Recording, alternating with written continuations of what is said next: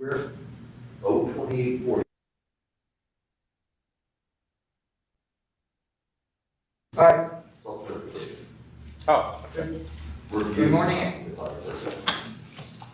Good morning, everyone. Today is November 10th, 2021. This is a regular meeting of the members of the State Liquor Authority being conducted in Albany and also remotely video conference to Buffalo and New York City.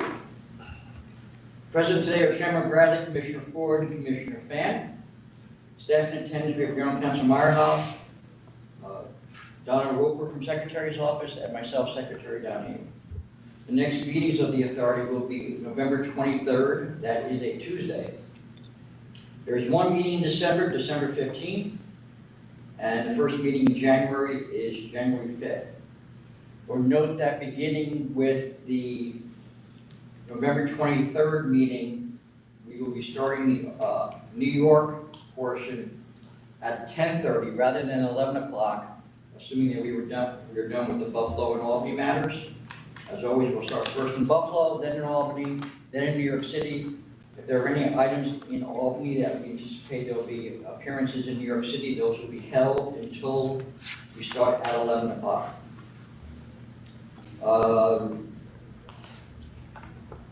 When your item is called, please approach the podium, state your name.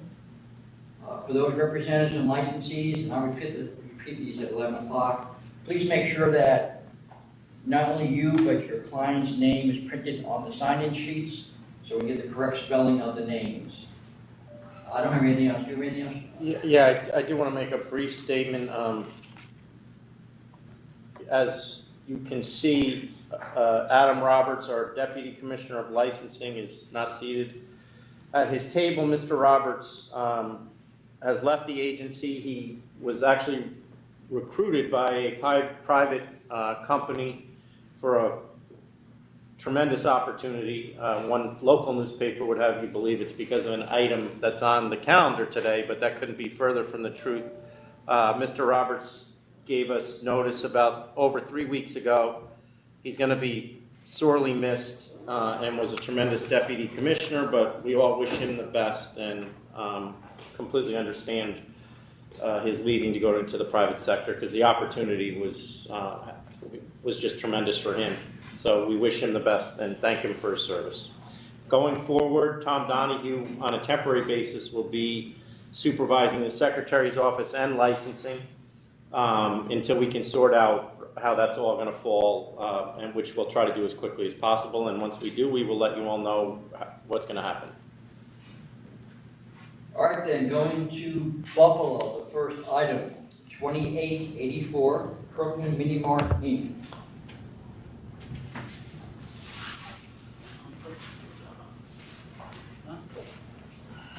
The mic is working, right? No, you don't have to press it. Don't press anything. The staff should be taking care of that. Good morning. You hear me? 28. Yes, we can hear you. Good morning, all members.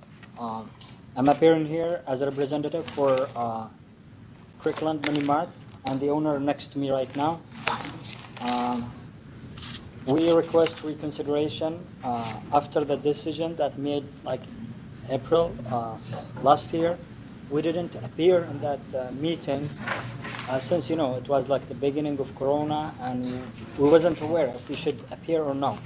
So I think based on that, the last meeting disapproved our application, which is, we believe, it's unfair decision due to it is new ownership, has nothing to do with any old or previous ownerships that has been taking place in that in 191 Genesis Street.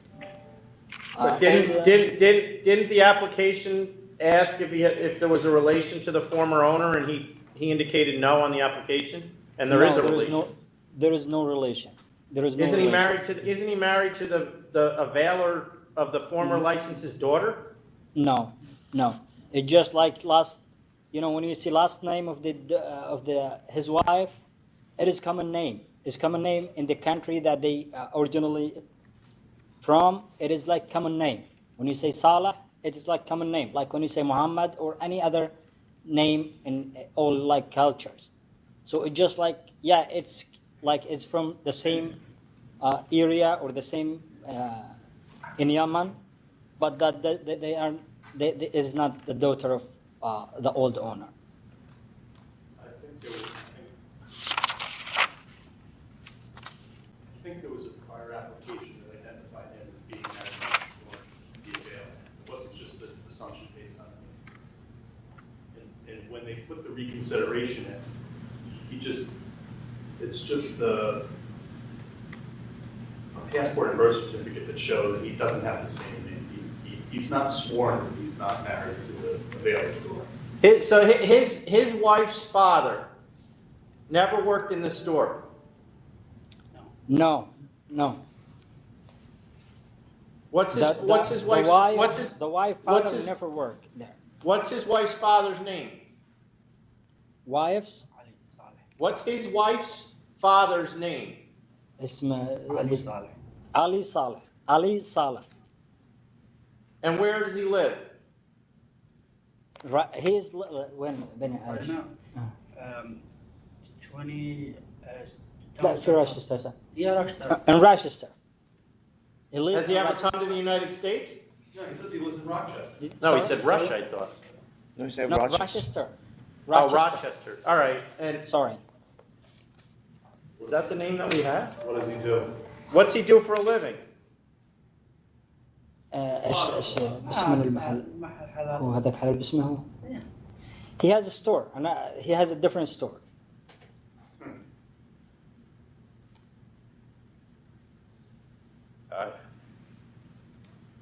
I mean, our information indicates that his father-in-law availed this license previously. No, he has. I think we submit back in 5th of November.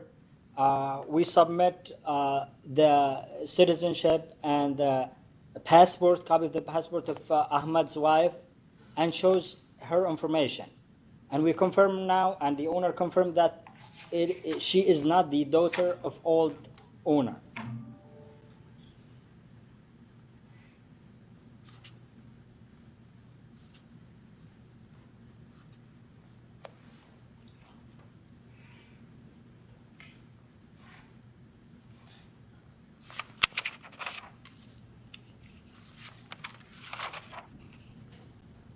You like my recommendation? No. I don't believe him. Are these passports from Yemen? He American citizen, so? Yeah. No, it is an American passport. A what? An American passport. It's an She American has passport. an American She passport. has an American. An American passport.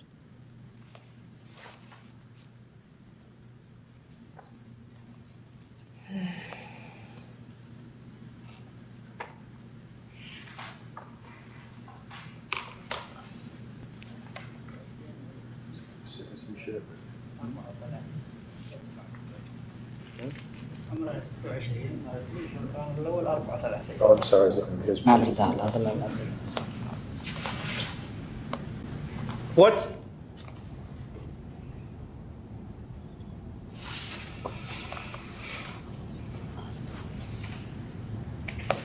Who did he buy this store from? Sorry? Who did he buy the store from?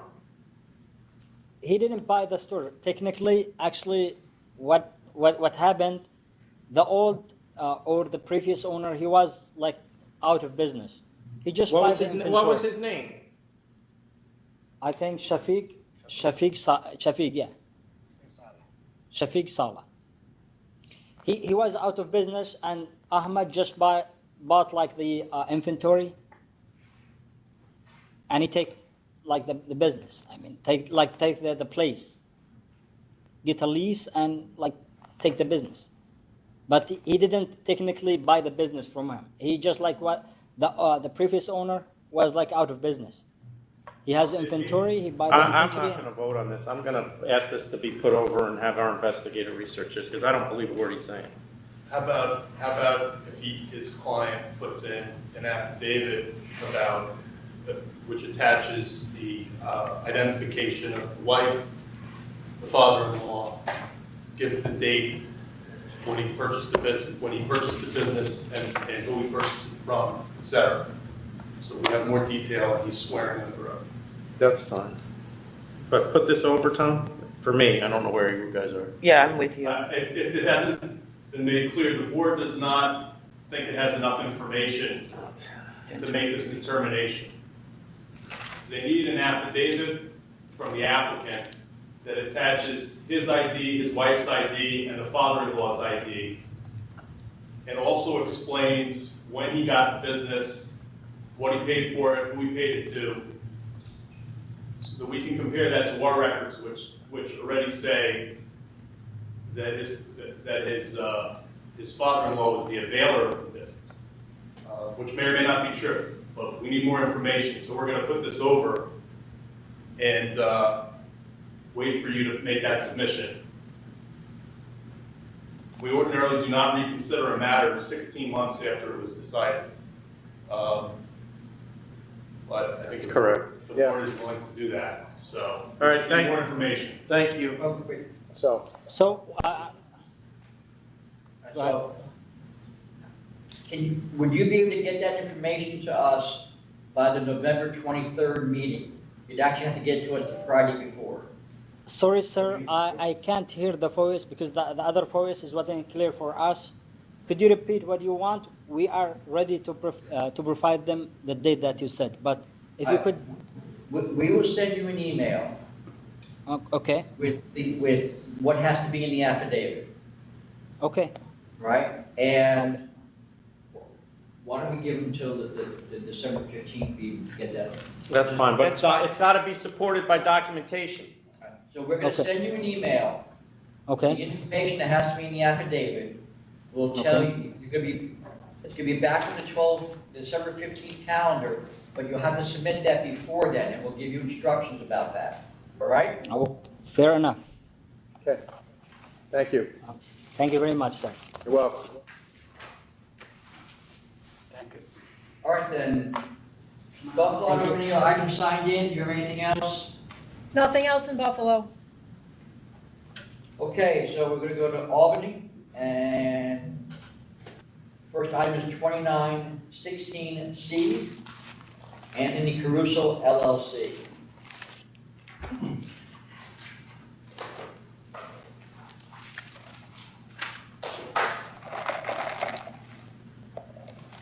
May I proceed? Yep. Go ahead. Good morning. My name is Ben Wilkinson with Barclay Damon. I represent Anthony Caruso LLC in the proceedings to cancel or revoke Mr. Caruso's license number 260-3664, stemming from the investigation that took place on October 22nd at Harry Tony's Bar in Portland. In correspondence dated November 9th, or yesterday, we entered a conditional no contest plea and submitted proposed terms to resolve the pending charges against Mr. Caruso and Anthony Caruso LLC. At the outset, I just wanted to convey that Mr. Caruso recognizes the severity and seriousness of the charges against him. He admits that he failed to do what was required of him. He understands the egregiousness of the violations. He's remorseful for his actions, and So let me just stop you there, and I'm just, my own opinion. It would mean a lot more if he was here saying it.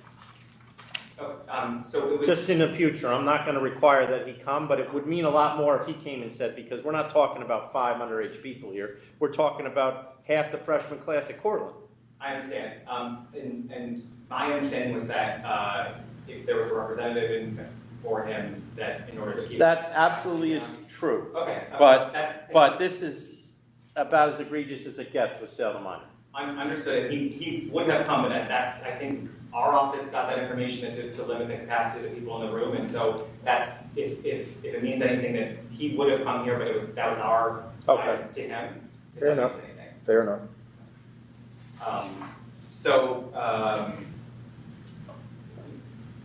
So he understands that in order to have any potential resolution, he needs to change the way in which his business is operated. So the primary component of the proposed resolution, as set forth in the application for permission to make alterations, is that his downstairs bar where the violations took place would be permanently closed.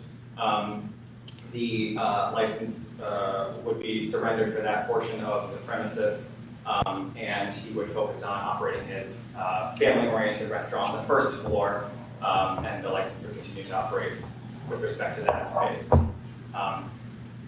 Mr. Caruso is also willing to tender a $25,000 fine, and as well as some other miscellaneous details in which he already purchased a scanner for the use of its IntelliCheck that's connected to the DMV, so that we can avoid this issue in the future and make sure to close the restaurant by midnight to avoid any kind of further appearance that he is a college hangout. And several employees have already completed an alcohol training program. And so with that, we respectfully request that the resolution be approved by the board. Okay. All right, Commissioner Fan, you ready to vote? Yes, I'll accept 25,000. Commissioner Ford?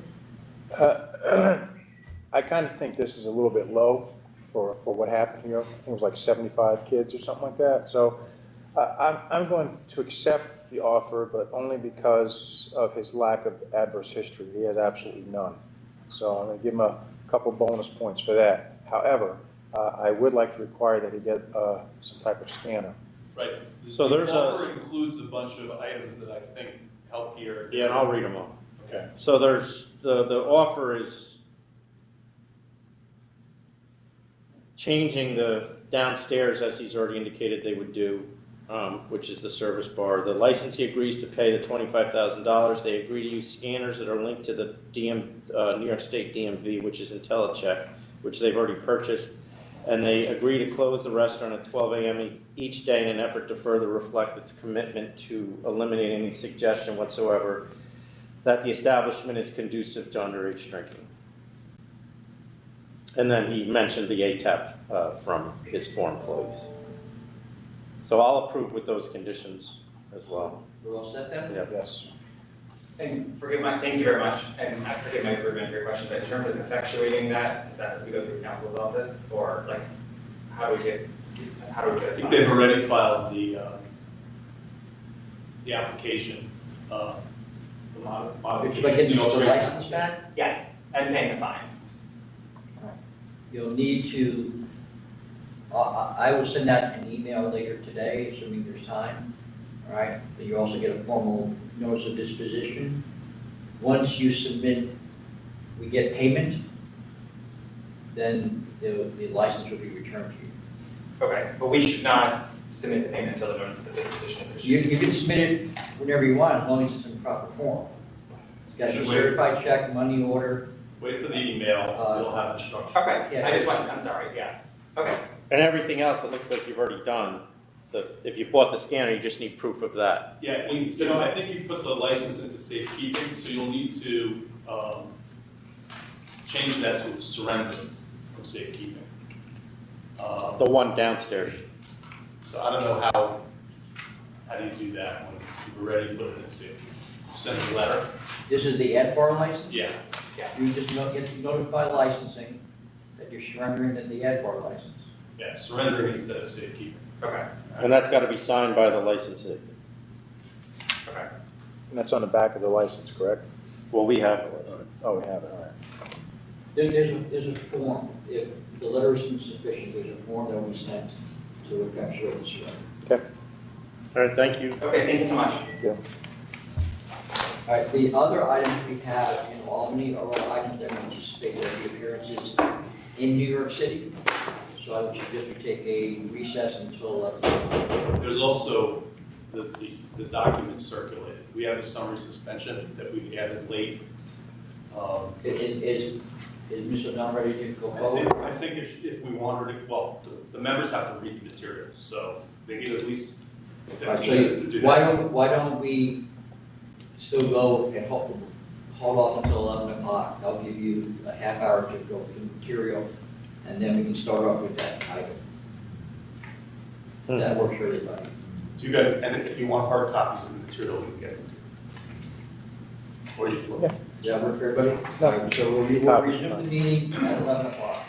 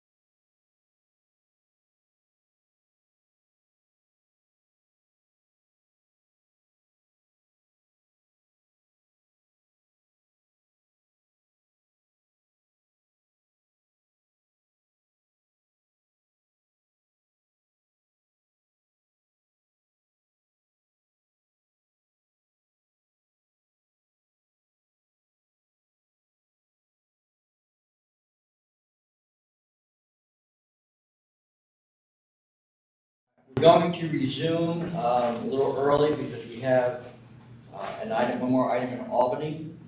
It's item 2916D. REHAB TAVERN Inc. to request from Counsel's Office for an emergency order of summary suspension.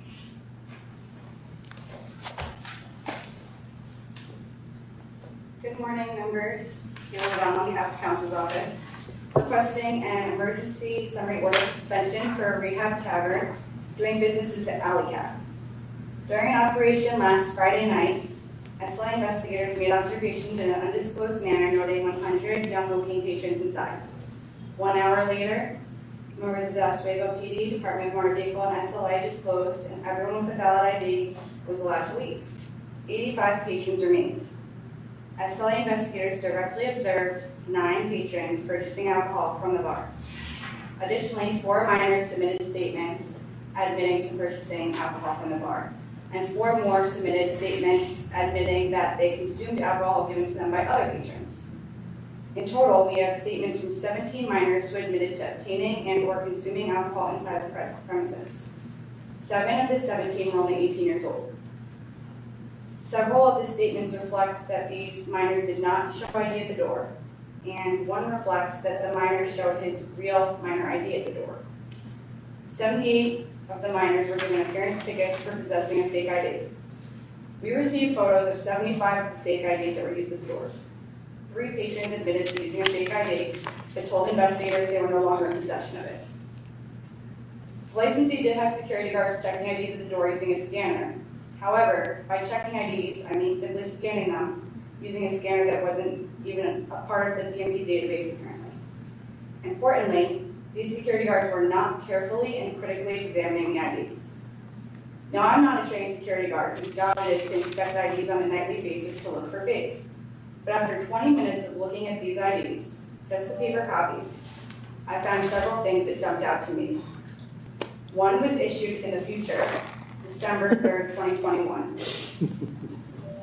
Another had the first and middle name instead of the first and last on the squiggle security check on the bottom right. One spelled the last name wrong on either the name part or on the squiggle on the bottom right. One, there's a photo that's zoomed completely out, unlike all the rest. Another has the middle initial on the security squiggle. Another one has the last name first on the security squiggle. And the photo that's on the right bottom is completely distorted. Additionally, 23 of the 31 fake New York IDs that we looked at, that are in front of you, have the wrong commissioner. Furthermore, 44 of the 75 IDs that are before you reflect that they're from out of state, which is about 60%. However, less than 10% of the students at SUNY Oswego are from out of state. Clearly, security was not making a good faith effort to reasonably check these IDs. Furthermore, the bartenders were not checking IDs before serving alcoholic beverages at the bar. Given the 85 of the 100 patrons or minors, that security was clearly not critically and carefully checking the IDs at the door. This licensee is in the business of and profiting from selling alcohol to minors in this college town. The licensee's disregard for one of the most important fundamental of the alcoholic beverage control laws creates a dangerous situation and negatively affects the health, safety, and welfare of the inhabitants of the area of the licensed premises. In consideration of that, immediate action in the form of an emergency order of summary suspension is required. Thank you. I would add, thank you, Kayla, that one of the security guards on the scene wasn't licensed. And with respect to the commissioner point, while that may seem obscure, I have to say, if you're in this business and you see this many out-of-state driver's licenses, I'm looking at all these pictures. They all look like kids. The pictures did. You're not taking any steps to figure out how to catch fake IDs at the door, because one easy one would be to see, what's on these IDs and whether they're scanning them. So they've got photographs that the business does. But it looks like no steps have been taken here to be vigilant to make sure that they're not looking at fake IDs. And just to piggyback, checking to make sure the commissioner is the correct commissioner is a very simple step that they could have taken. Even if you just say, okay, everything after 2020 is gonna be this commissioner, it would take you 1 second to find a fake. Does it appear that there's some type of fake ID factory going on in Oswego? I mean, this is a lot of work. Yeah. It's ordered it's all online. internet based. 200 you get. What's at First History does this licensee have? They have nothing in the last 5 years, but in 2012, they had an unlicensed security guard again.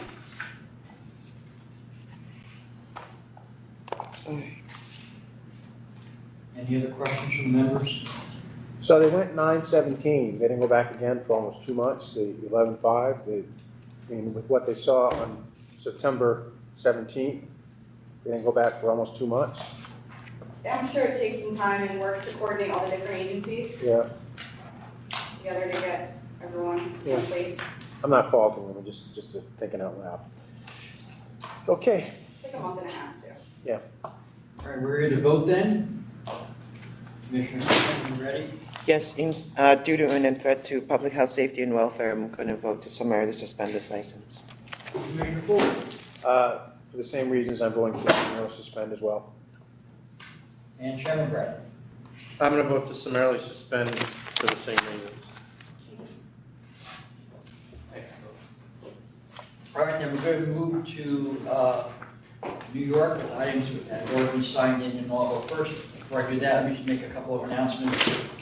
First, for New York City, commencing with the November 23rd meeting, we're moving up the start time to 10:30.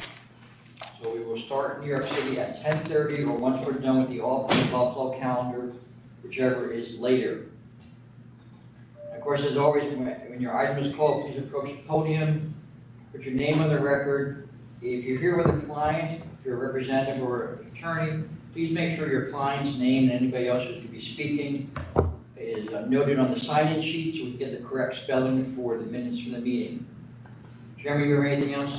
Yeah, just a quick announcement. As you can see, Adam Roberts, our Deputy Commissioner of Licensing, is not here today. Mr. Roberts resigned about over 3 weeks ago to take a job in the private sector, which he was recruited for by a very large company, and the opportunity was too good for him to pass up, which is completely understandable. He's going to be sorely missed. He was an exceptional Deputy Commissioner of Licensing, and we wish him the best of luck in his new job.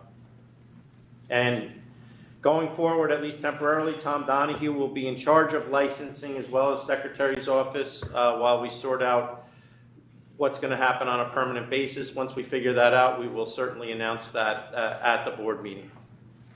All right, then, the first item in Albany and New York City is 2848. This is a review of the attorney self-certification program. We want to do the declaratory ruling first. Members okay with that? Yes, All right. Sure. All right, then, we're going to call item 2842, which is a request for declaratory ruling regarding the attorney self-certification program. I'd ask anybody who is appearing with respect to the declaratory ruling to come on up to the podium in New York City.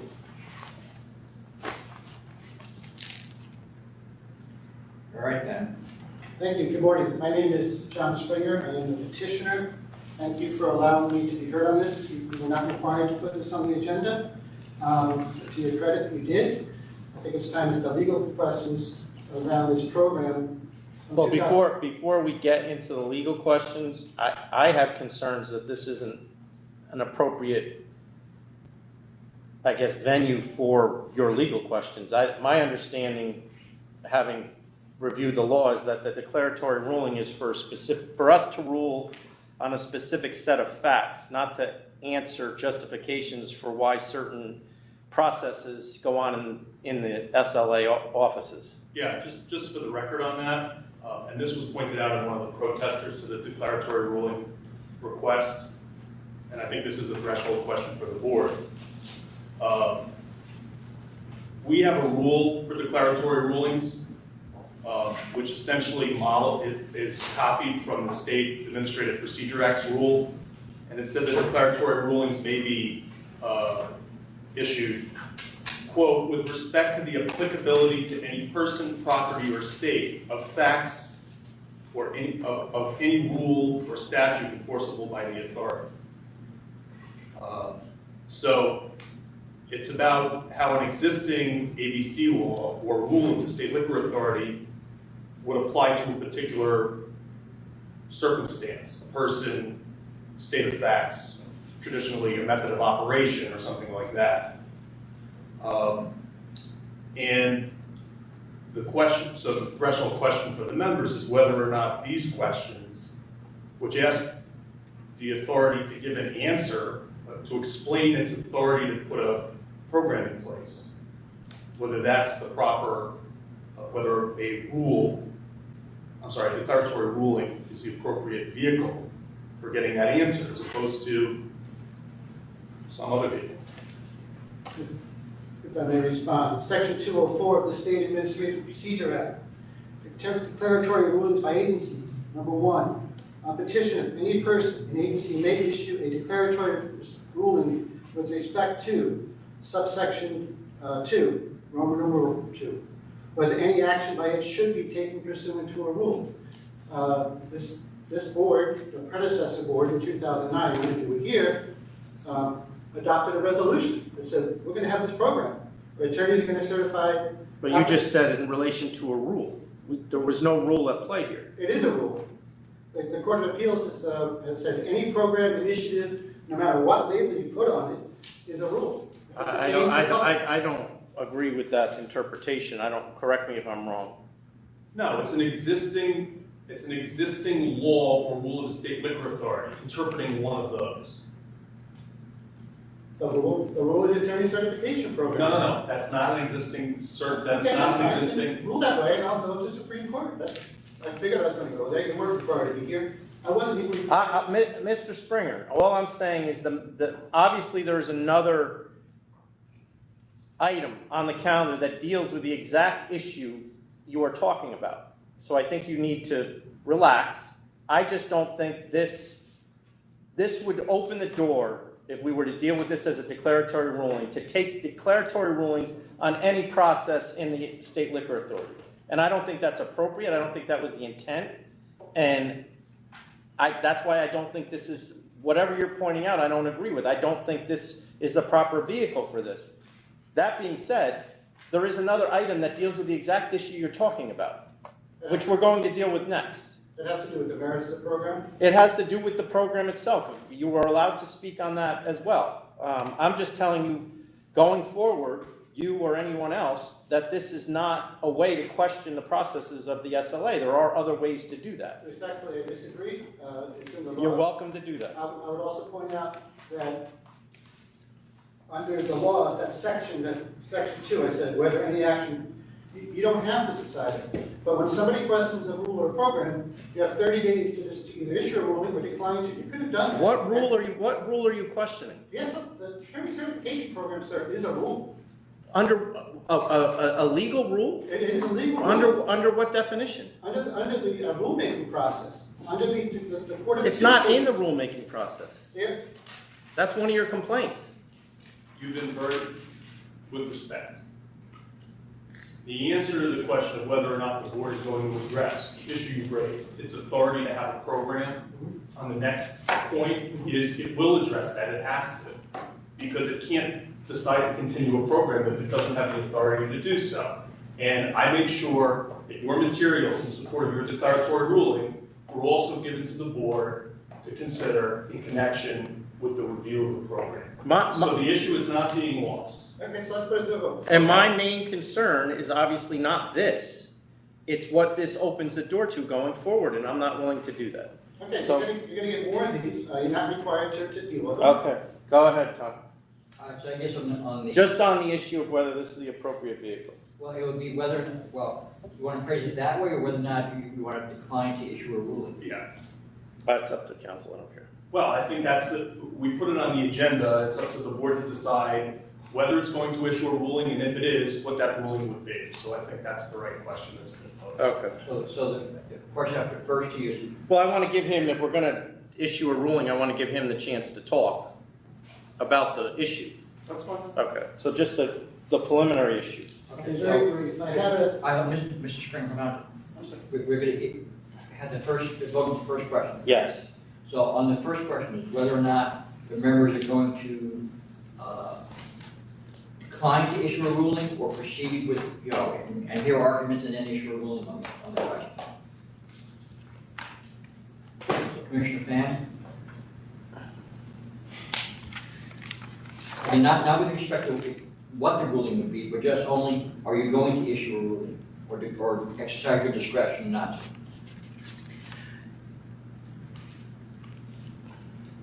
to? Given the other agenda item, I actually think that this ruling is moot, and so I never want to create work when we don't really need to do the work, and so I'm going to decline to issue the ruling. Commissioner Ford? I'm going to decline to issue a ruling as well. Chairman Bradley? And I'm going to decline as well. And I don't think there is any harm because the exact question is being raised in another item in this meeting anyway. All right then, we move on to the next item, which is 2848.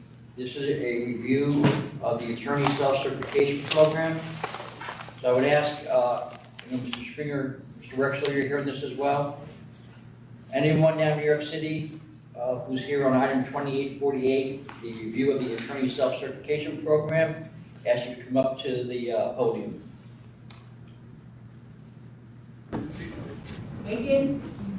As they're coming up, if I could just set the table, about 6 weeks ago, the board announced that it was going to be considering the program. Actually it was Ad Roberts who announced it and invited the industry to make written submissions within 4 weeks, which was 2 weeks ago.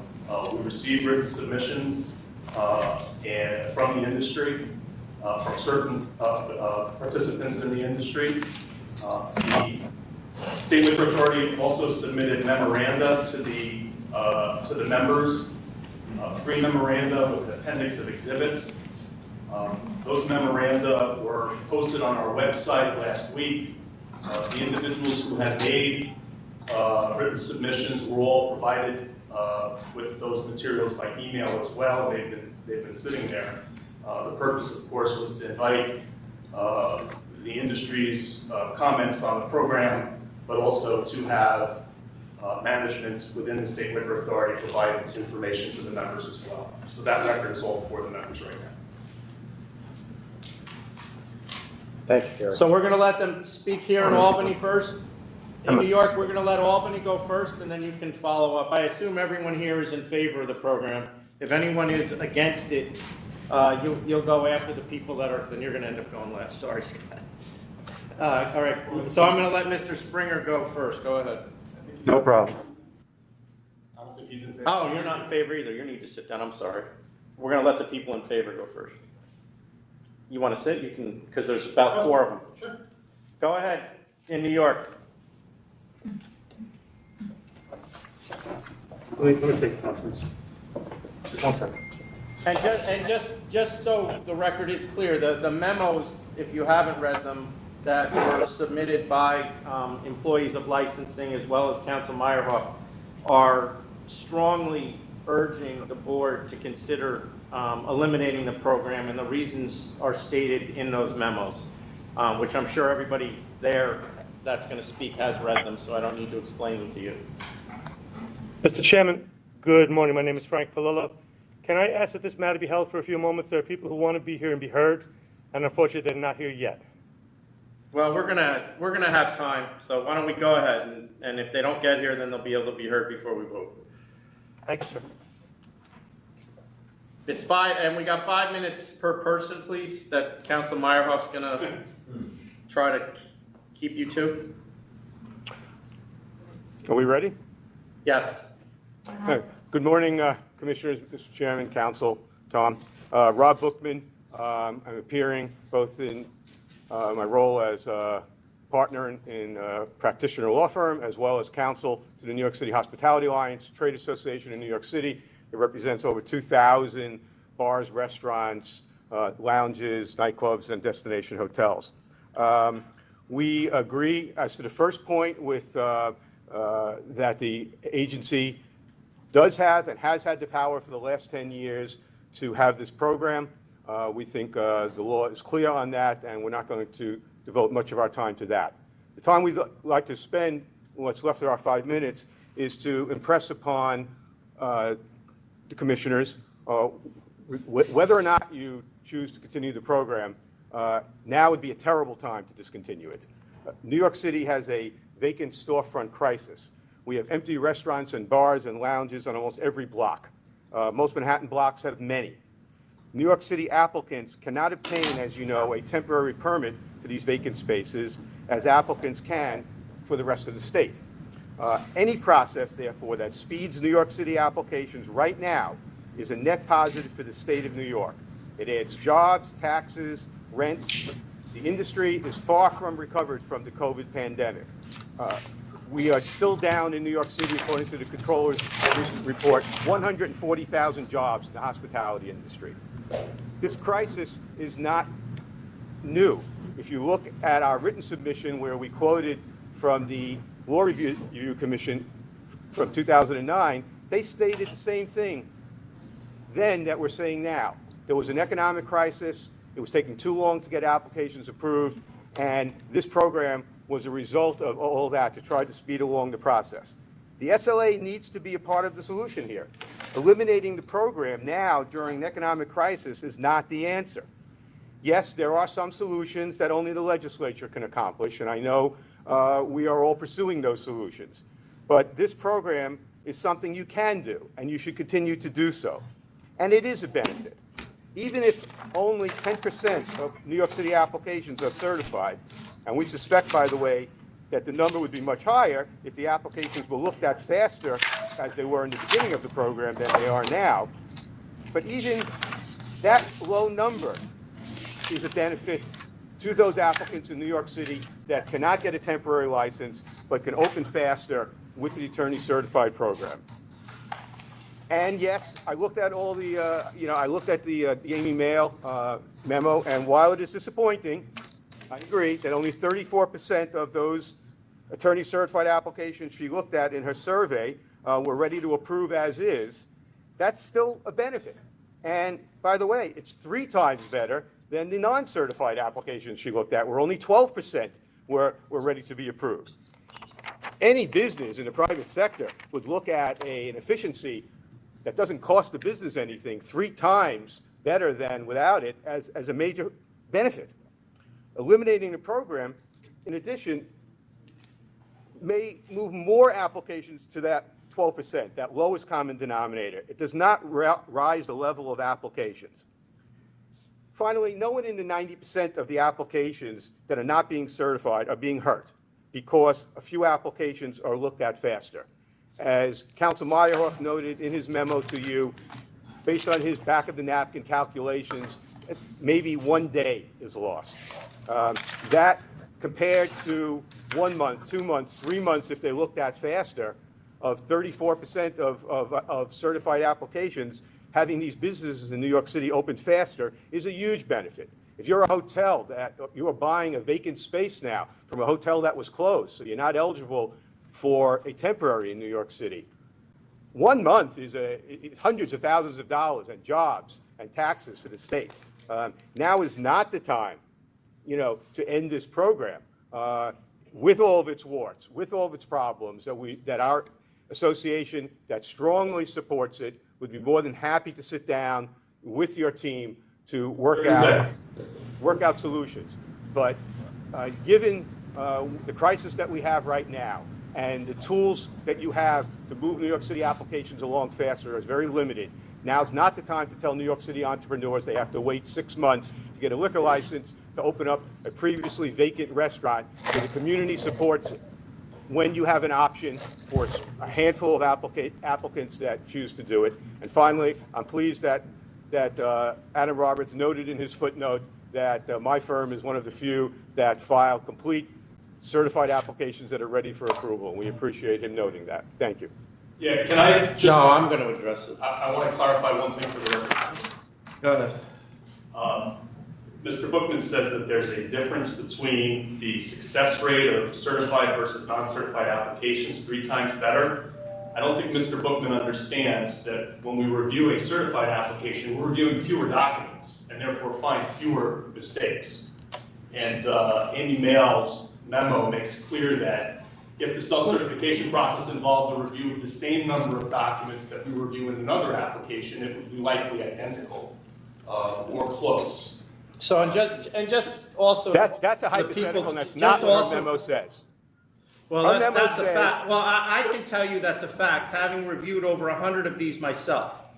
But just so that people that are listening, it's clear to them, one, we recognize wholeheartedly that it takes too long to get a liquor license, and we're doing everything in our power to improve that. And we're going to continue to do that to get the times down. We are completely sensitive to that, and it keeps me up at night, and it keeps up my staff as well. But the bottom line, to your point, this program has proven it doesn't work. It's not saving us any time.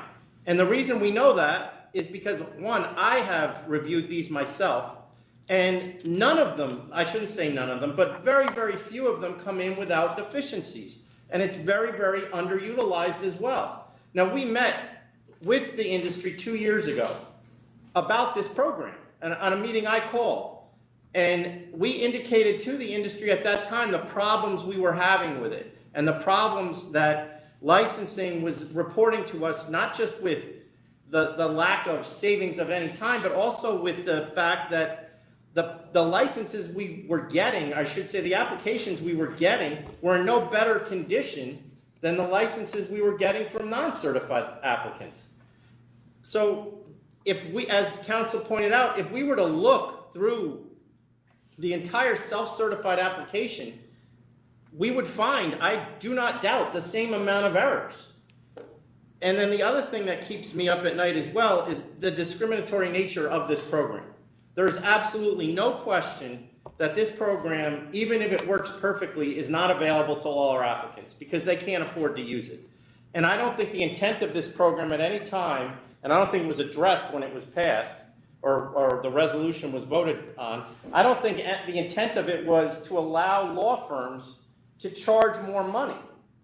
And we know that they do. And the reason we know that they do is because these applications are being so little reviewed by the people that are handing them in that many of the attorneys in your industry are handing in their invoices with the application. We see what the extra charge is for the self-certification.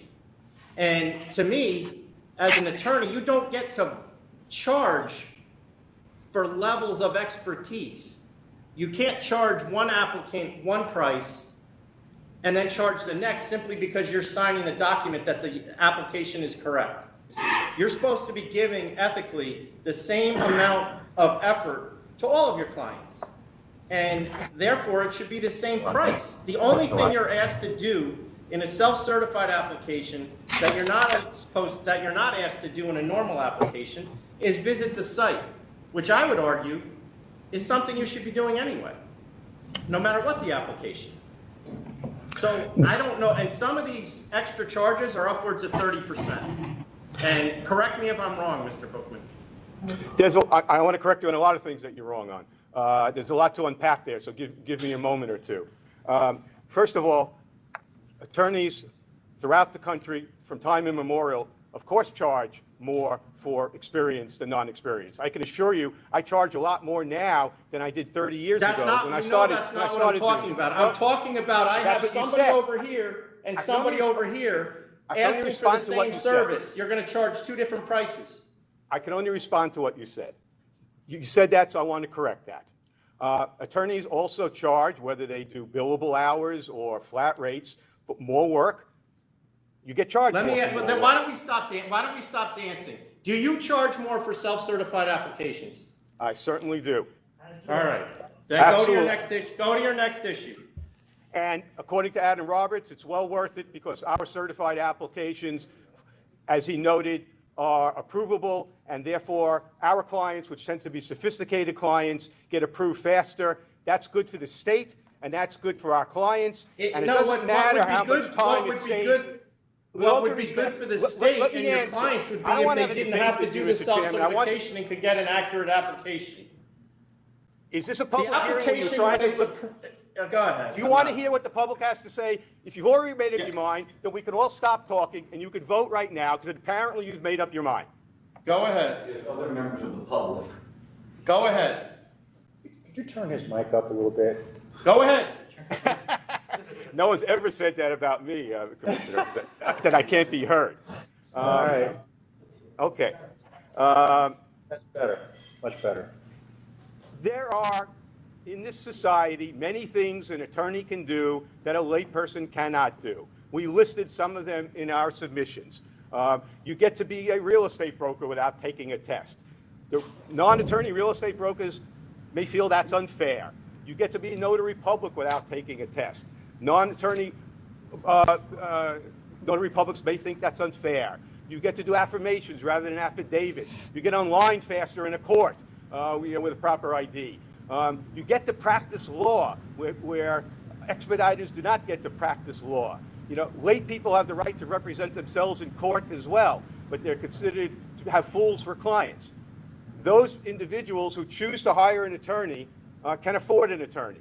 Those clients who choose to pay for extra work can afford to pay for extra work. The question is whether the program is a benefit or not. We argue whether it saves the SLA 10 minutes or not, it is a benefit for businesses in the state of New York, as the Law Revision Commission recognized in 2009, to have a process where people can get their applications approved faster. The fact that 34%, and I agree with you, that number is disappointing, but I believe you're making a mountain out of a molehill, since so few applications, according to your documentation now, are being filed certified. It is not a major issue for the department. Those applications have to be looked at anyway at some point in time. You know what? No, you know what? Here, I'm going to describe my... Let me just finish. So it's helping 9, 10, 12% of New York City applications. It's not hurting anybody else. It may not be as huge a benefit to the SLA that you would hope it would be, but it's a benefit to businesses, and it's something you can do and you should continue to do. You're making a wrong assumption about the time savings. The only reason that there is a month time saving in the self-certification is not because it's quicker for us to review. It isn't. It's because they get moved up. That's the only reason. They take exactly this. They take exactly the same amount of time as a non-certified application. That's the point. We're getting no benefit from it internally. But let the next person... But we are. But we are. The people you sell. Right. Okay, you're misunderstanding what I'm saying. Can the next person speak? We get the benefit. Because we're giving it to you. Well, you slowed it down to 1 month. The only reason why it's a 1 month benefit is because Adam Roberts changed the process where it was resumed when it was originally logged in, so it was a 5 month benefit. Adam Roberts did not change that. Decided to hold on to it for 5 months. Adam Roberts did not change that process. It's been a month for at least 8 or 9 years. That is absolutely not true, and there are 5 lawyers here who will say that is absolutely not true.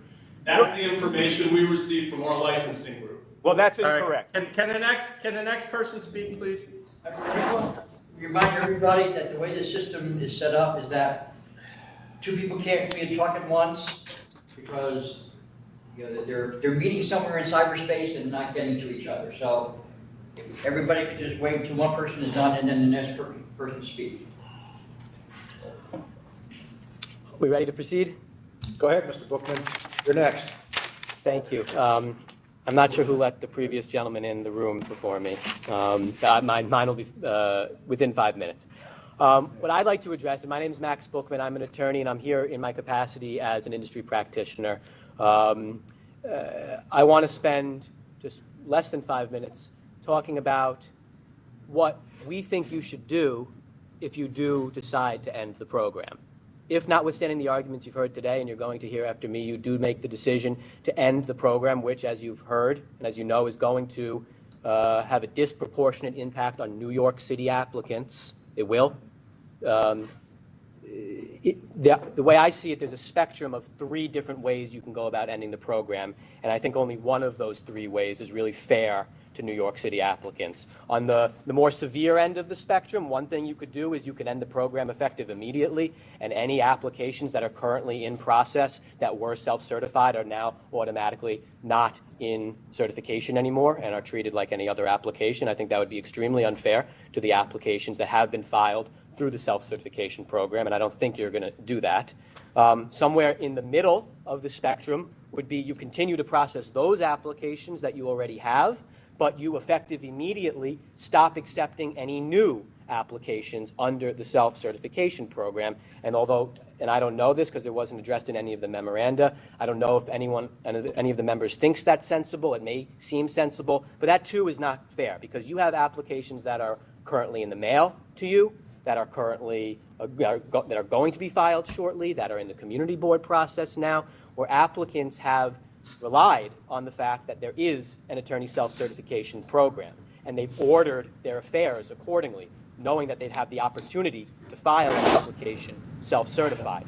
So that brings me to the third end of the spectrum, which is the far end, which is the path that we do ask that you take if you do decide to end the program, which is to set a sunset date for the program. Put it out 2 months. I think, January 1st is a fair date. Another date, I'm not going to quibble on the exact date, but if you put it out, you put the entire industry on notice that the program is ending and you're not going to accept self-certified applications past this certain date. That will allow those applicants that are currently in the mail to you, but more importantly, those applications that have already begun their community board process and are in the process of preparing to file their applications, enough time to follow through on the expectations that they had the right to rely on, which is that they would indeed have an opportunity to submit an application through the self-certification program.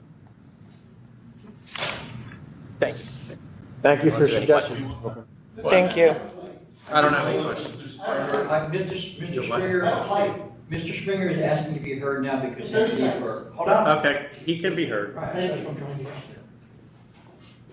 Really briefly, Chairman Bradley, you said it very well. Amy Mott, who's been involved with this program from the beginning, said it very well. Adam Roberts said it very well. I appreciate the fact that he added more layers to the process in recent years, but it still hasn't solved the problem. I'm all for legal ways to bring down the processing times, and yes, making better applications will do that. But this program, I don't think it's salvageable. We don't have a head of licensing now. Well, that's a non-issue. This was discussed 2 years ago. Okay. We're going to have a head of licensing as soon as we can get one. In any event, we can disagree on whether it's legal or not.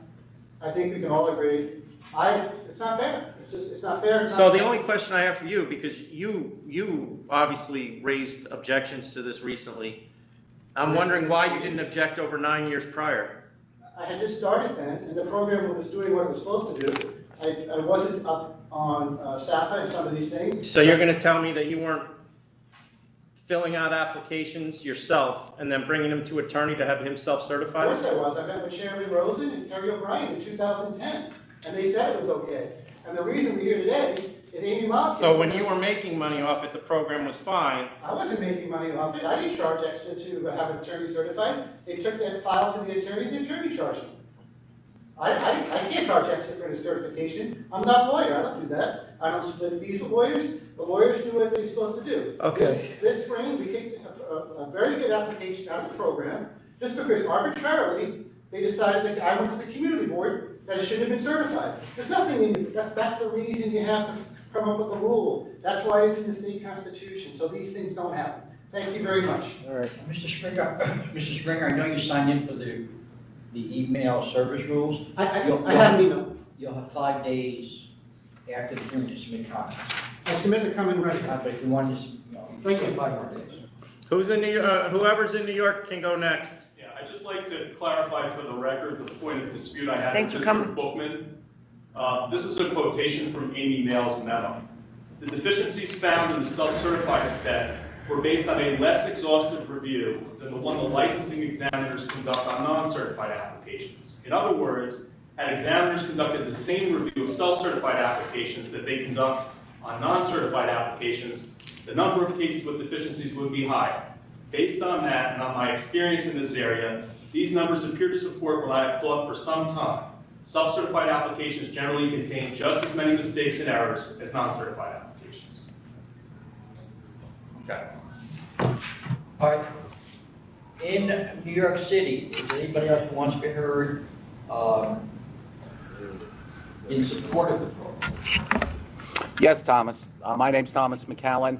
I'm interested just to make a few short comments. One's a comment which may not have an answer. It's more of a rhetorical question. I've been appearing and working with this agency for 25 plus years. New administrations come and go, and the solution, I see it all here, is who is advocating for the authority. It's resources, it's staffing. It all can be there, and it astonished me for decades that it never happens. So we end up with moments like this and crises like this. So at this point, I'm advocating to keep the program because there were a number of instances I've seen everything in licensing, all aspects, participated, been around, and been involved. And there are circumstances we really do need relief, and this is a vehicle. There are many, but I'm focusing on what I've encountered mostly is when you have a rent concession, and a rent concession may be 2 or 3 months. Applicant didn't know about it, applicant with counsel didn't know about it, and then we're running into a 26-week license application. And I want to preserve this last tool that we have that I can advocate for a client. I mean, I'm taking the risk. I'm the attorney. I'm going to go through on it. And I think there are enough instances to preserve this and tweak it. We can move forward on making some changes, but to eliminate it, I want all resources for my clients to accomplish their goals. And Mr. McCallan, I understand that, but we had a meeting, which I believe you were at 2 years ago, before COVID, where we all explained the significant issues we were having with the quality of work we were getting in this program. And I can't exaggerate on how poorly these things that are being handed in as 100% accurate are overall. And we have statutory obligations to review certain things. We put that on the attorneys in this self-certification program, and the bottom line is it wasn't happening because much of the application was incorrect, which means we were sending out licenses to people that may not have been approved otherwise. So that puts us at risk and the community at risk. We asked for that product to improve. It did not. As you can see from the memos, it remained. In fact, I think that meeting probably caused people to use it less because over a period of time that we studied, I think we were at 6%, right? 2021, only 6% of filed applications are self-certified. And I think it was closer to 10%. Prior to that? So when we're not getting anything out of it, but there's a risk involved in it, and there's a resource issue, as you pointed out, I don't see any alternative. But how many lawyers are actually participating in the program? That I don't know. Do you know? We don't have enough. I don't think we keep track of that. But there's 250 self-certified applications already filed this year. There are a lot of repeat players. No, most of the ones are, many of the people in the room are the repeat players, but that's neither here nor there. There's more than that. There's certainly a significant number of attorneys that have utilized the program. Okay, thank you. Anyone else in New York City who wishes to speak in support of the program? Come on up. Yes, how you doing? My name is Ruben Rodriguez. I am a restaurant operator. I operated from 12 years ago until current. I've gotten 5 locations self-certified. I want to speak up on I don't know the statistics. I can't speak on the law part of it. I'm speaking as an operator and my own experiences. What I was hearing, what was going on, I kind of started thinking about how I started, and I kind of wanted to touch up on it and not make it too long. I started 12 years ago when I was 22. I started in the East Village, and I started with barely any funds and a credit card. The ability, even at those times when I had no funds, the ability to pay for self-certification, which I got way faster, allowed me for my bottom line, since free rents are only 2 to 3 months. If at the time, now I am in a different financial situation, that does not mean that We do not need self-certification at the current moment because you only get 2 months of concession. You only get 3 months. When I try to negotiate leases, you ask to the landlords if they can please not start charging rent until you get some sort of approval. No landlord in New York City will ever do that. To backtrack, 12 years ago when I literally had nothing, and I built tables from scratch, I went to all the most random places to get equipment, etc. The ability to get this license faster was key for my survival. It allowed me to not get myself into a legally binding situation with landlords because, as you know, once you overstand your 2-3 months free rent, there's also legal repercussions that start occurring. It's not only a financial repercussion. So for me as an operator, it is key to be able to get these spots open faster since we don't have much cooperation from landlords. That's kind of all I wanted to say. Thank you for your time. I appreciate it. Appreciate your words. Thank you. Thank you. Oh, Anyone I'm else? I'm sorry, one more thing I wanted to add. On my last application, which was very recent, I had 2 months free rent. The COVID thing happened. Landlords wanted to start charging rent. I was able to get that current application approved in 45 days, and that was instrumental for me not to get into a financial repercussion as well. I just wanted to add that as well. Thank you for your time again. Thank you. Anyone else? Hi, good morning. My name is Courtney Bond. I'm speaking on behalf of Frank Palillo. I'm an owner and operator here in New York City, and just like this gentleman before me, I'm going to speak a little bit about my personal experience and a couple of the points that were made today. So I started in 2016, right? I've been in the business 23 years, bar business around 15. I was an owner and operator on my own. Everything that I had was my own savings. So when I first did this was money that I had saved up for a decade plus. Didn't really know much about the process, and everything was very, very costly. I waited the close to 6 months for my first liquor license, and of course, you know, there was a lot of fees and things that went on with that. I definitely paid, just like he mentioned, paid rent because, as you guys know, so I'm in the bar business, I'm not a restaurant, so I can't make some money offering food. The liquor license is your birth certificate. I can't do a damn thing without it. I can't order liquor, I can't practice, I can't build my bar, and a lot of owners don't know to make a deal with their landlord to sign a lease contingent upon the liquor license. So they are definitely paying rent, waiting and waiting and waiting and waiting for this license to come through, which as I did my first time. Fast forward now, I'm in the process of opening my second property, and this license, I did self-certify, and it was approved in 68 days. I mean, this was like, I can't tell you what this did for me, because this is that biggest piece. Like I said, you can't breathe until you have that piece of paper. You can't confirm with the landlord that the deal is going to go through. You can't move forward. I can't open up any accounts with any vendors. I can't do anything. And to your point, yes, it does cost more money, but as somebody that has now been operating for 4 years, has a perfectly clean record, follows all the rules from the SLA, like, there's got to be something in it for us. And I can only speak on behalf of Frank Palillo because he's my attorney.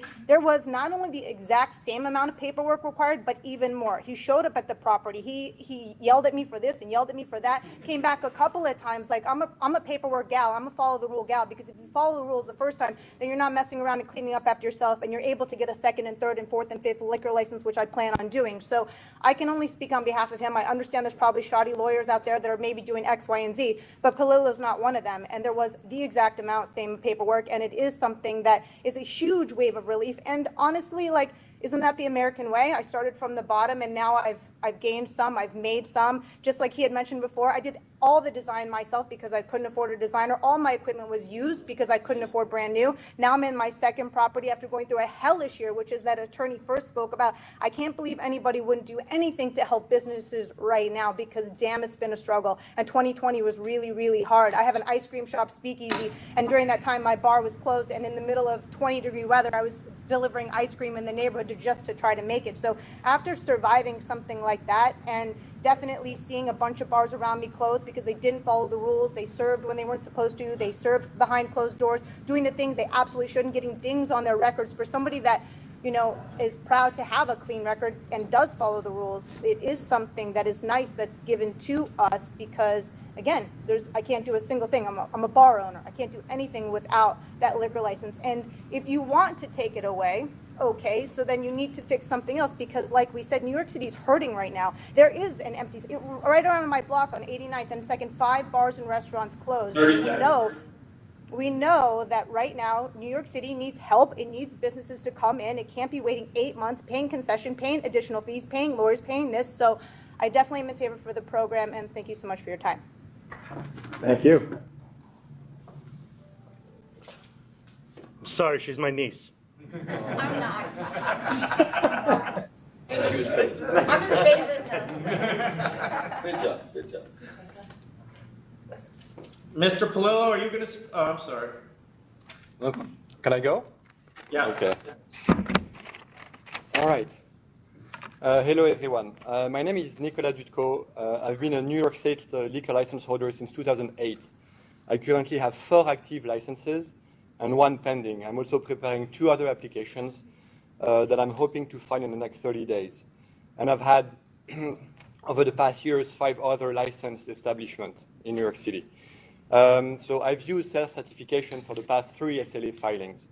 The process was much faster and gives me the peace of mind that I need in order to start a new project. So, I mean, you know the process. My attorney visits the site, surveys the neighborhood, the building, scoring every detail until he's fully satisfied that the premise meets the criteria for self-certification. This reassures me a lot that I've made the right decision about the new location, and further lets me worry about every other detail associated with opening a new restaurant. I don't have to worry about when the license approval will come. I know it will come when I'm ready to open my doors. I truly do not want to contemplate opening another restaurant in New York and not using self-certification. It has clearly become the difference between a successful and a failing restaurant. I'm currently working on a new application to file this month. The community board has inexplicably recommended disapproval of this application. Self-certification is critical to me even more now. This case must come back before the members, and I do not have the luxury of paying rent on a store that is not making any money. Without self-certification, I cannot say with confidence that I will actually sign the lease. And there's a lot of people in my case. In this economy and this rental market, the stakes are way too high to make any error in judgment. So yeah, I represent the industry, and I really need self-certification to stay in place. Thank you very much. And who is your attorney? She's irrelevant. Yeah, same guy. Irrelevant, Mr. Commissioner. Did he actually threaten to not open a business because this Anyone program will else? go away? No, that's not what he said, Commissioner. That's not what he said. He's advising you that he needs self-certification to be able to open his business. He actually said, I don't know how I would be able to open it.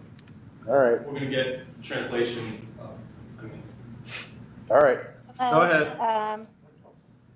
Hi, my name is Megan Joy, and my husband Dearman and I have 4 licensed establishments in New York City, and we're applying for a 5th one this week. The first 2 establishments were not self-certified, and the last 2 were, as well as the new application will be. As a bar owner, I'm always interested in growing my business, but the big concern is how long is it going to take to open? And it's not just the SLA process, it's, you know, DOB and permits and getting the certificate of authority, et cetera. Most landlords will only give 2 to 3 months free rent abatement, and they certainly won't put in their lease that that it's contingent upon receiving the liquor license. Believe me, I've tried every single time. Our biggest nightmare is, will we have to start paying rent before the permits and the licenses get there? And, at an average New York City rent of around $20,000, that can make it or break it for us. There's always going to be these types of concerns, but self-certification has kind of eased those concerns a little bit. I know that when we need our license, it'll be there.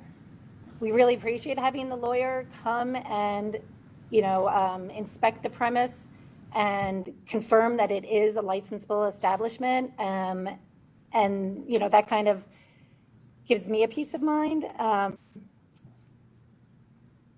I know it's an additional expense. I don't mind paying that. It's going to be a lot more expensive to pay rent than pay, you know, a few extra bucks to get a self-certification process. I just think instead of getting rid of it, let's try to fix it. Like, isn't there an in-between? Because if you get rid of this process, what are we left with? Waiting 6 months? That just doesn't seem tenable. And I do believe that this, you know, unfairly affects New York City license holders. Anyway, I'd like to thank the authority for creating the self-certification process. I'd like it to continue. I am the industry, and I think that it should be continued. Thank you. Thank you.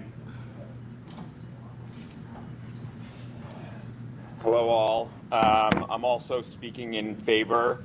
My name's Darren Rubel. I currently have 5 licenses, 3 in Manhattan on the Lower East Side, 2 in Brooklyn.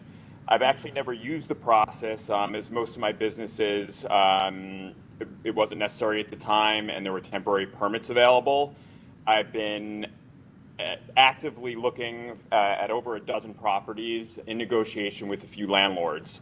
I will tell you that 6, 7, 8, 9 month wait for these licenses in Manhattan, as you've heard from other people in the industry before me, it really doesn't work, and it's going to put us at an absolute disadvantage and just setting ourselves up to fail. The system definitely, I don't want to say it's broken, but 9 months is close to broken because it doesn't work with the landlord. So unless there's another alternative, and you present another alternative to waiting 9 months, to just take it away just makes absolutely no sense, and all you're doing is it's a huge detriment to business in Manhattan.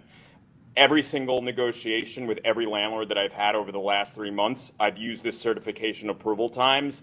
I'm assuming around 4-ish months. And if that's not the case, it's going to be an extremely difficult situation because all involve rent abatement, and no rent abatement is going to be 6 to 9 months. So it's my understanding that with self-cert, that's not going to be a 9 month wait, 6 to 9 month wait, and that only helps us. I am in the industry. I've been in this industry since 2004. Again, without another solution besides to just have everyone wait 9 months it's not tenable. I appreciate your consideration. Thank you. Thank you. Thank you.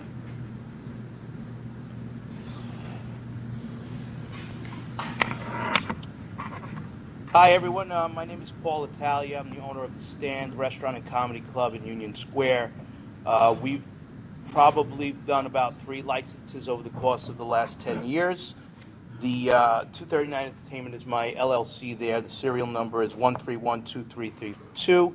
I currently have 2 liquor licenses pending in downtown Manhattan. One of them I'm currently picking up for Joey Rose's LLC. That's 1335988. It's located in Community Board 3. When I signed the lease, because of the history I've had with the self-certification process, and I thank the SLA for that process. Without it, again, I agree with my colleagues and other venue business owners that it would be very difficult dealing and negotiating with New York City landlords in that sense. When we started the application, I knew I wasn't going to start construction until I knew that my approval was going to go through. So for that reason, because construction is increasingly more and more difficult, but more and more expensive in New York City, as many can imagine. So for that reason, you can't really make that capital commitment to a business until you know that without a doubt you are getting approved for that liquor license and you could start that business. That's really the main point. And for many of us, and you've heard from a lot of people that talked before me, it's really unfortunately a bug that we catch opening up these businesses in Manhattan because it's extremely torturous to start one of these businesses. I've spent upwards of millions of dollars on build-outs on locations. I can tell you that when you're spending that kind of money, you won't be able to sleep at night, regardless of having the self-certification process or not. but the self-certification process does help. So without that, it's very difficult to say I'm going to spend $2 million on a build out of a 10,000 square foot space where I owe $40,000 a month rent beginning in the 5th or 6th month, not knowing if I'm going to have a self-certification process in this process. So the 70 days it took, for instance, for us to get the license for Joey Roses is the only reason I end up spending $250,000 to build out the space.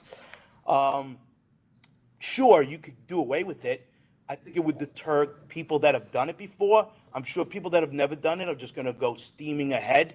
But if you realize how the structure of New York City nightlife in Manhattan and the rest of the city works, it's typically the same people doing it over and over and over again. Once you learn that skill set, you continue to be repetitive with it, and you'll open up more places. That's why I'm opening up 2 more places. And it's people like us that keep the city going in the sense of how many restaurants and bars were closed in the pandemic. If it wasn't for us picking up some of those leases that went dark, you'd be looking at a much darker city. So for that reason, I got to tell you the self-certification process is of the utmost importance in this whole game that we play, the dance that we have with the landlords, the dance that we have with all the, the capital investment we have to do with construction process and so forth.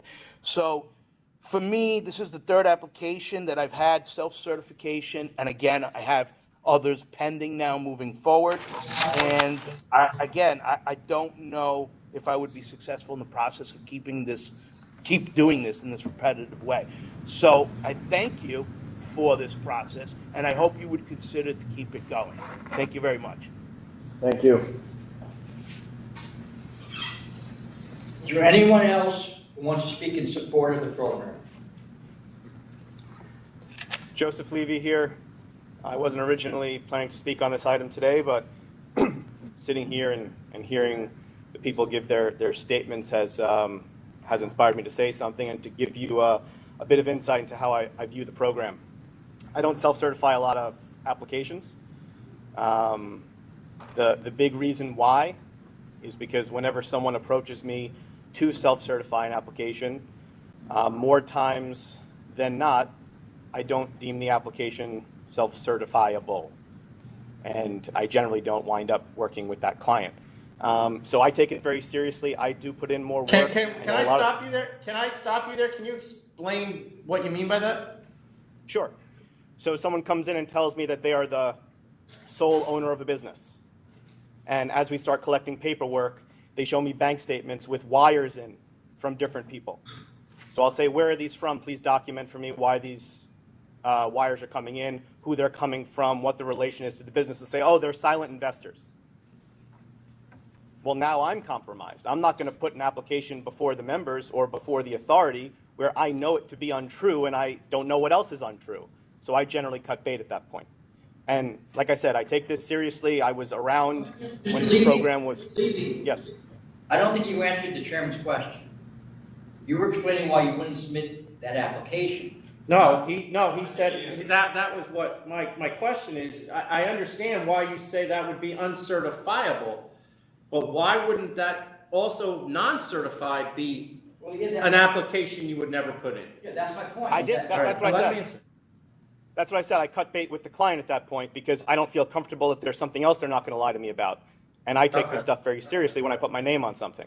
So it's not like I say, hey. He answered it. No, I don't think he did. He said uncertifiable because he knew the guy was lying to him. Yeah, but that has nothing to do with whether that could be certified. But then he said he cuts ties. He said he doesn't take those people as He did it. I'm represent- satisfied with the answer. Go ahead.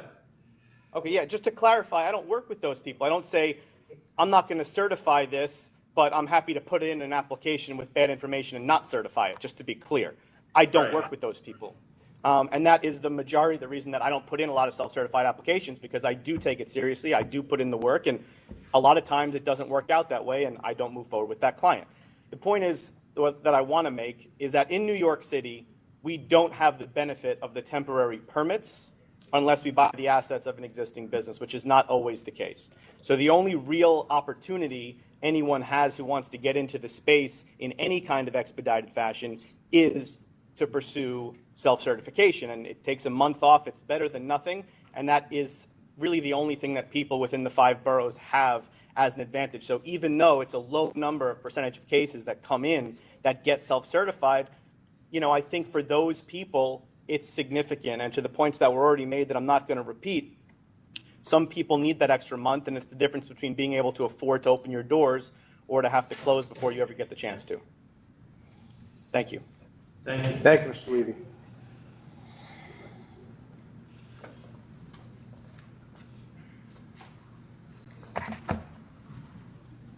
Good afternoon. My name is Frank Palillo. Tom, can you tell me, am I properly lined up? Am I in the middle of the crosshairs here? Yes. You're off to the left, but we'll adjust for wind. I'll make sure I'm lined up properly. I've heard everyone and what they had to say. Yes, Commissioner Ford, many of those people were my clients, if not all of them. These are people who I have self-certified applications for. Their times were dramatic. Ruben mentioned 45 days. I should note that was on a wine and beer license. Notwithstanding, it's excellent time. 70 days that Paul received is excellent time. I can't stand here. I apologize, and I hate being the repository of history, but I was in the very, very first self-certification meetings along with Mr. Flynn and at that time Commissioner O'Brien. The self-certification program was not created then. It was created after many meetings, which many attorneys attended. Tom Donahue got involved.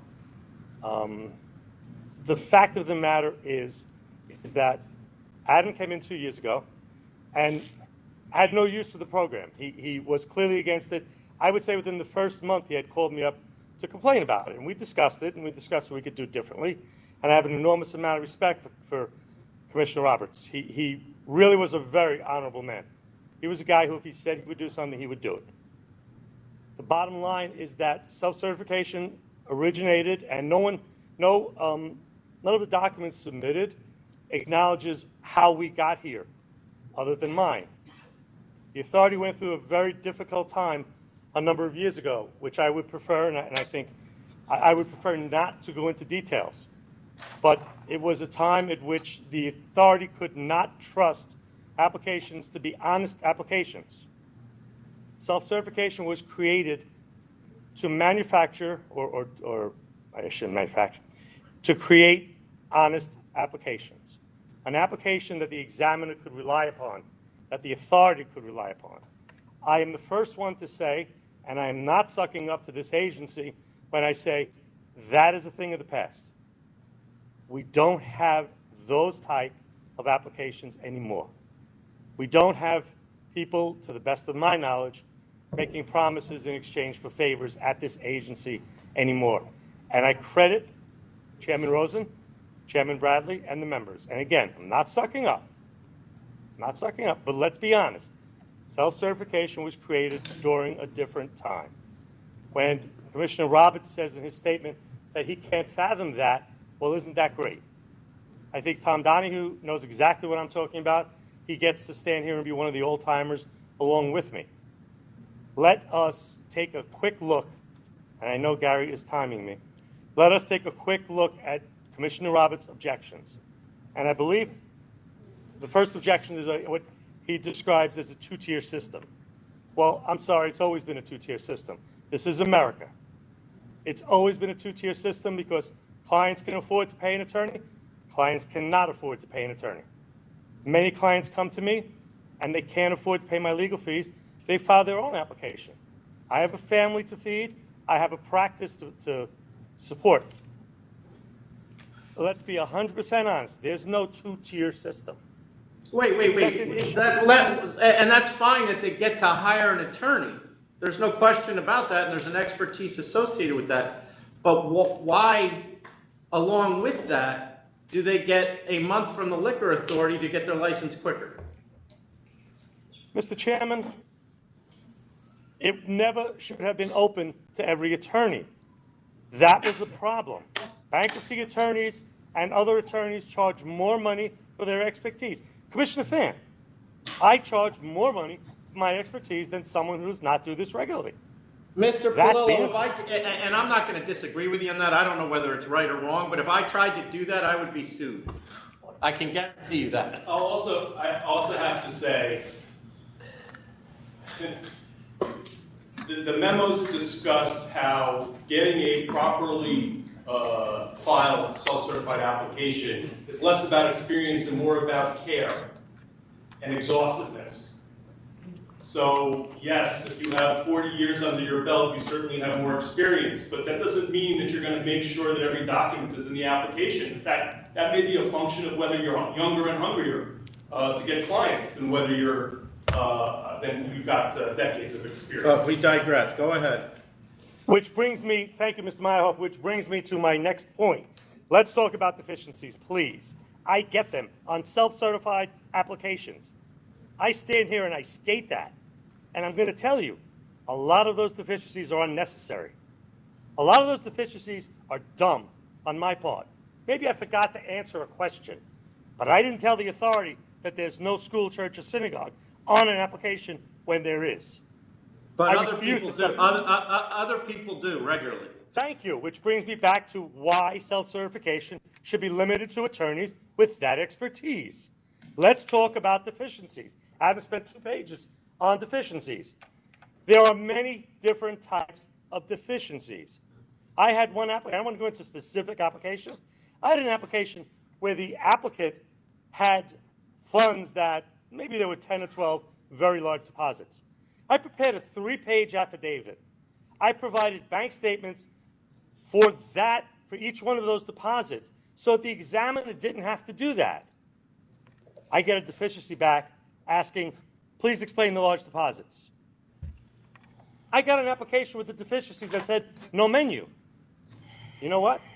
I have a sealed file of what I filed with the agency. Menu is in my copy. I've told Adam about this problem repeatedly. When it goes from my office to the examiner, not every page is in the application. And that becomes a deficiency that's held against me. How do I self-certify applications? I go through extensive preparations when I'm at that location, and they'll all test it. He can have a little more interrupt. I need one. I stopped the interruption. I turned it back on when he was speaking. 30 seconds. What I'm trying to get at is I go above and beyond. Every one of my applications doesn't have 3 months worth of bank statements. It has 6 months worth of bank statements to avoid any possible implication or impropriety. At the end of the day, self-certification is not what it started out to be. And that's because times have changed, thankfully, but licensing changed the process. And I submit, Mr. Chairman, you're not spending any more time on applications that are self-certified. You're spending less time. If I get a deficiency, it has maybe 1 item or 2 items that are quickly fixed. You're not spending more time on apps. Applications have now melded. They've now gone in together, self-certified and non-self-certified. So who's spending more time? The examiner who looks at a file and says, 5C wasn't answered. Mr. Palillo, could you answer 5C? Come on, that's not what self-certification is about. It was never intended to provide an application that's perfect. I thank you, Mr. Chairman, for the meeting that you granted the industry. I believe it was 2 years ago. At that meeting, I hope Tom or the Chairman remembers, I said to you, I've developed a new form that I think can be very effective in what we are doing. I was told a new form isn't what we need. I'm going to tell you again, the form that I created takes into account what you want self-certification to now be. Let's take another look at it. It's 12 years. It did its job. It's run its course. Let's take another look at it. Let's fix it. Don't throw out these 6 or 7 people's chances of opening a business in New York City because you think you're spending more time when you're not. You're not spending any more time. Happy to answer any questions you may have. We don't have any. All right, thank you. Anyone else who wants to speak in support? Thank you. Anyone else Oh, I'm sorry. Go ahead, Tom. who wants to speak in support of the self-certification program in New York City? Last call. You do? I just need 2 minutes, is that okay? Yes. All right, we're going to take a brief recess, and then we'll proceed hearing those who are opposed to the program.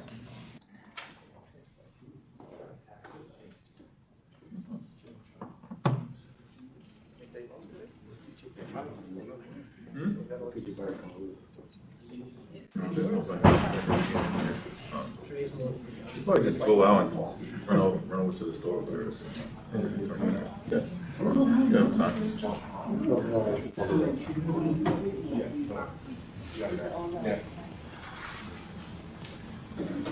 Jonathan, can you mute the line?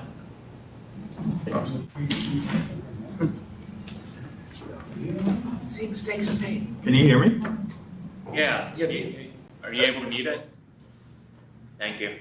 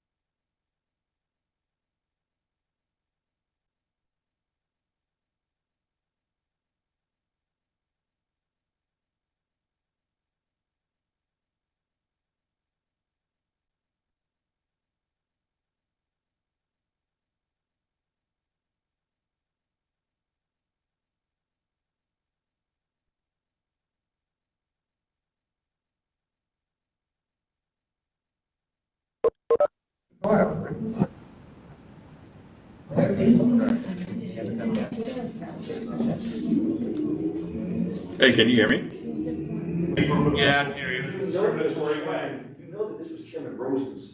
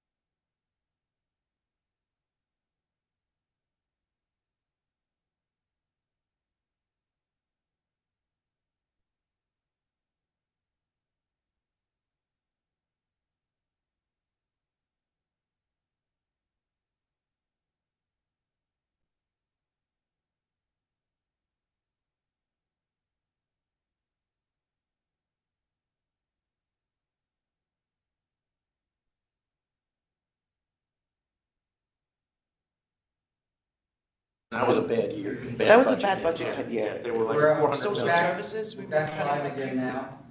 After a brief recess, we'll go to Albany first to hear anyone in opposition. That was a crazy year. Good afternoon. Hi. it's good to see you. In person for a Good to change. see you again. And Commissioner Fan, it's our first time meeting in person, so it's good to meet you. Great to meet you. Really? That I did not know. Yeah. I'm Scott Wetzler, and I'm Executive Director of the Empire State Restaurant and Tavern Association, and I've had that privilege since 1985. I know I look like, I must have been in elementary school then, right? The association represents independent on-premise licensees, restaurants, bars, and taverns throughout New York State.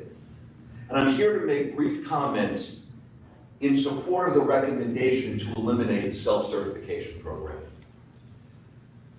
I'd like to say we told you so, but none of you were here back then when we told Chairman Rosen and his colleagues that this was a bad idea. One line from former Deputy Commissioner Roberts' memo summarized the totality of our opposition when it was first instituted. And Mr. Chairman, you touched on this during the earlier conversation. Deputy Commissioner Roberts writes, this two-tier system comes as a detriment to the applicants who did not have the means to pay an attorney to certify an application. We probably didn't say it as clearly and succinctly, but we said it loudly and firmly, so there was no mistaking our position. Licensing Administrator Amy Mail's memo makes clear just how unfair this system is. She says it provides a substantial, significant advantage to a well-heeled applicant. I'd actually modify that. You don't have to be a well-heeled applicant to decide you need to participate in the self-certification program. My comments this afternoon were preceded by a series of comments from on-premise licensees who, regardless of their financial condition, felt it was essential that they participated in it. I believe I actually said at a meeting back then that the price of applying for a liquor license had just gone up. How true it turns out that was. The program should be eliminated because it's unfair. I mean, on its face. But the poor work product that the review has demonstrated, such a high level of efficiency, and it's clear with the limited resources the state has given the authority to run all of its operations, you don't have the additional staff that would be needed to bring this program into compliance, even if it wasn't as unfair as it is on its face. So eliminating the program is the right action to take, but it's not enough. And you know that. I mean, I think we all should be comforted by your understanding of the problem. The problem is not self-certification. The problem is lack of resources. The problem is the delay in licensing. It's this exact backlog in licensing in 2009 that spawned this program. And it's the only justification that can be offered for maintaining the program. And I would agree that the fact that the legislature refuses to authorize a temporary permit system beyond the statutory provisions for applicants in New York City is terribly unfair. But the self-certification solution to that problem is only beneficial to some of the applicants.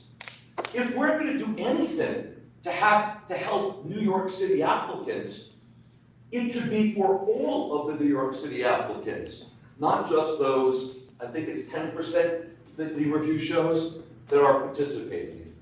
Now, as my history suggests, I've been around for a while, and I've seen the authority continuously make improvements to the licensing process.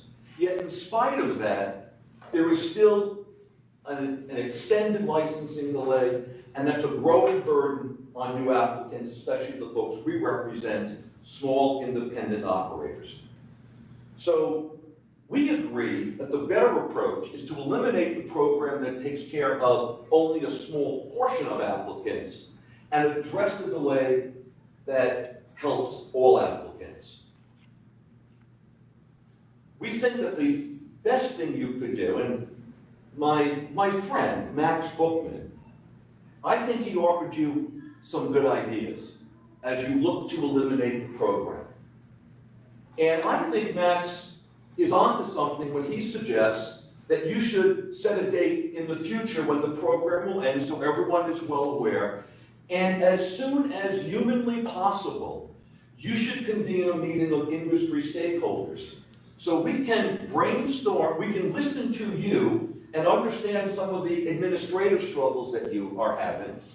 And we can brainstorm administrative and legislative initiatives that can impact these licensing delays. We should all work together to get where we agree we should be. Please note, I urge you to vote to eliminate the attorney self-certification program, and let's go forward together to make the system better for all. Thank you. Mr. Wexler? No, you just yet. So. Playing to catch. All right, oh. Do you? No. It worked for the other guy. Well, he did. I knew he did. So, you represent owners and licensees from all over the state, correct? Yes, sir. That's several thousand licensees across the state. Including those like the ones that, the operators that came to speak for us here in New York City, okay? So, my question is, I had this thought, I wish I thought to ask it earlier, is how many self-certification applications do we have outside of New York City? I don't have that data available to me. It wasn't provided I don't know by the if authority. you have that. I should have asked that earlier. That's a great question, and that's one of the things you could think about. I will tell you that the issue of self-certification comes up with our members from all parts of the state. Right. But some of the speakers do identify that they don't have the opportunity for the temporary permit for non-existing premises. That law should be changed. While we've been here today, I've become aware of contacts from members of the legislature with the authority staff. Sometimes they contact your staff or you on enforcement matters, sometimes on licensing matters. What those New York City legislators should be told is rather than contacting Sharif and asking him to expedite a license for one of their constituents, they should authorize the temporary permit that their colleagues within New York City, the only opposition to the temporary permit expansion in New York City comes from New York City legislators who represent these licensees. So I do empathize with them, but the solution is not to give certain licensees fast pass and make everybody else go slow. Right. The solution is to help everybody. Right. But I do think you have a good question, Commissioner Ford, as to whether the New York City licensees might be in a unique situation versus others. Well, they are. By virtue of the temporary permit status, they are. Agreed. And I'm sure I wouldn't even venture to argue that there are probably a significantly higher number of applications for self-certification from New York City simply because 70% of our applications, period, are from New York City. Correct.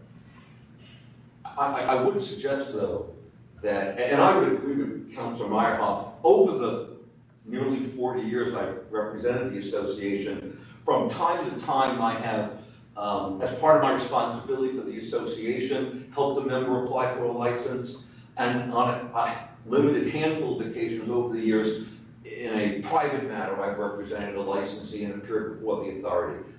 I agree with counsel. Filling out the application is mostly about diligence and care. However, the application is complicated. It is easy to make a mistake and to have a deficiency. However, the high level of deficiencies is completely unacceptable. So I would have expected my colleagues that testify in favor of keeping the program to speak about some minimum percentage of competency. I mean, how do you allow lawyers for 10 years to submit incomplete, inaccurate applications? Lawyers and non-lawyers. It's not, you know, it's not about lawyers per se. No, and I'm going to answer that question for you because that question is asked of me weekly. And at the end of the day, when that application is in front of us, we have two choices. We can deny it, and who are we hurting? We're hurting the business that's applied because now they have to reapply again and go through that whole process, which we recognize is onerous and too long. Please, Mr. Chairman, I wasn't putting that question to you. No, I know. I asked myself that question. I understand the dilemma the authority has had. My question is, why weren't these attorneys saying, throw everybody else out who can't complete an application? I think that would be my suggestion, if you're going to keep it. Mr. Polillo did mention that. Then I give Mr. Polillo credit for that. I'd be excused if you. Yeah, I don't have any other questions. Thank you. Thank you. Is there anyone in New York City who wishes to be heard in opposition to the self-certification program?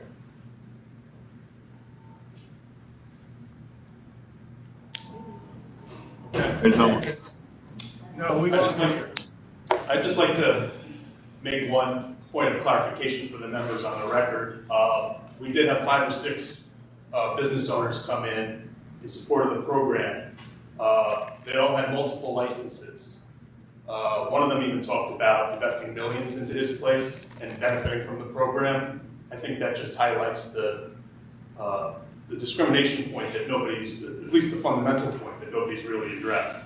But the other thing I would say is, you know, it's anecdotal what those 5 or 6 people's experiences are. I doubt disgruntled people would come in on the request of an attorney to talk against the program. And if we had brought all 50 people, that's why the Licensing Bureau did not an anecdotal review, but an actual study of 50 licenses, self-certified. 33 of them had deficiencies and maybe they got, I don't know what they were told, but they did not get their license faster than the current time backlog was suggesting. And if we brought all 50 of those people in, 33 of them would have a different story from the story I think that was told by the 6. So I think that the empirical study should be weighed in addition to the testimonials, which I don't dispute, that those people were benefited to some extent by the program. Yeah.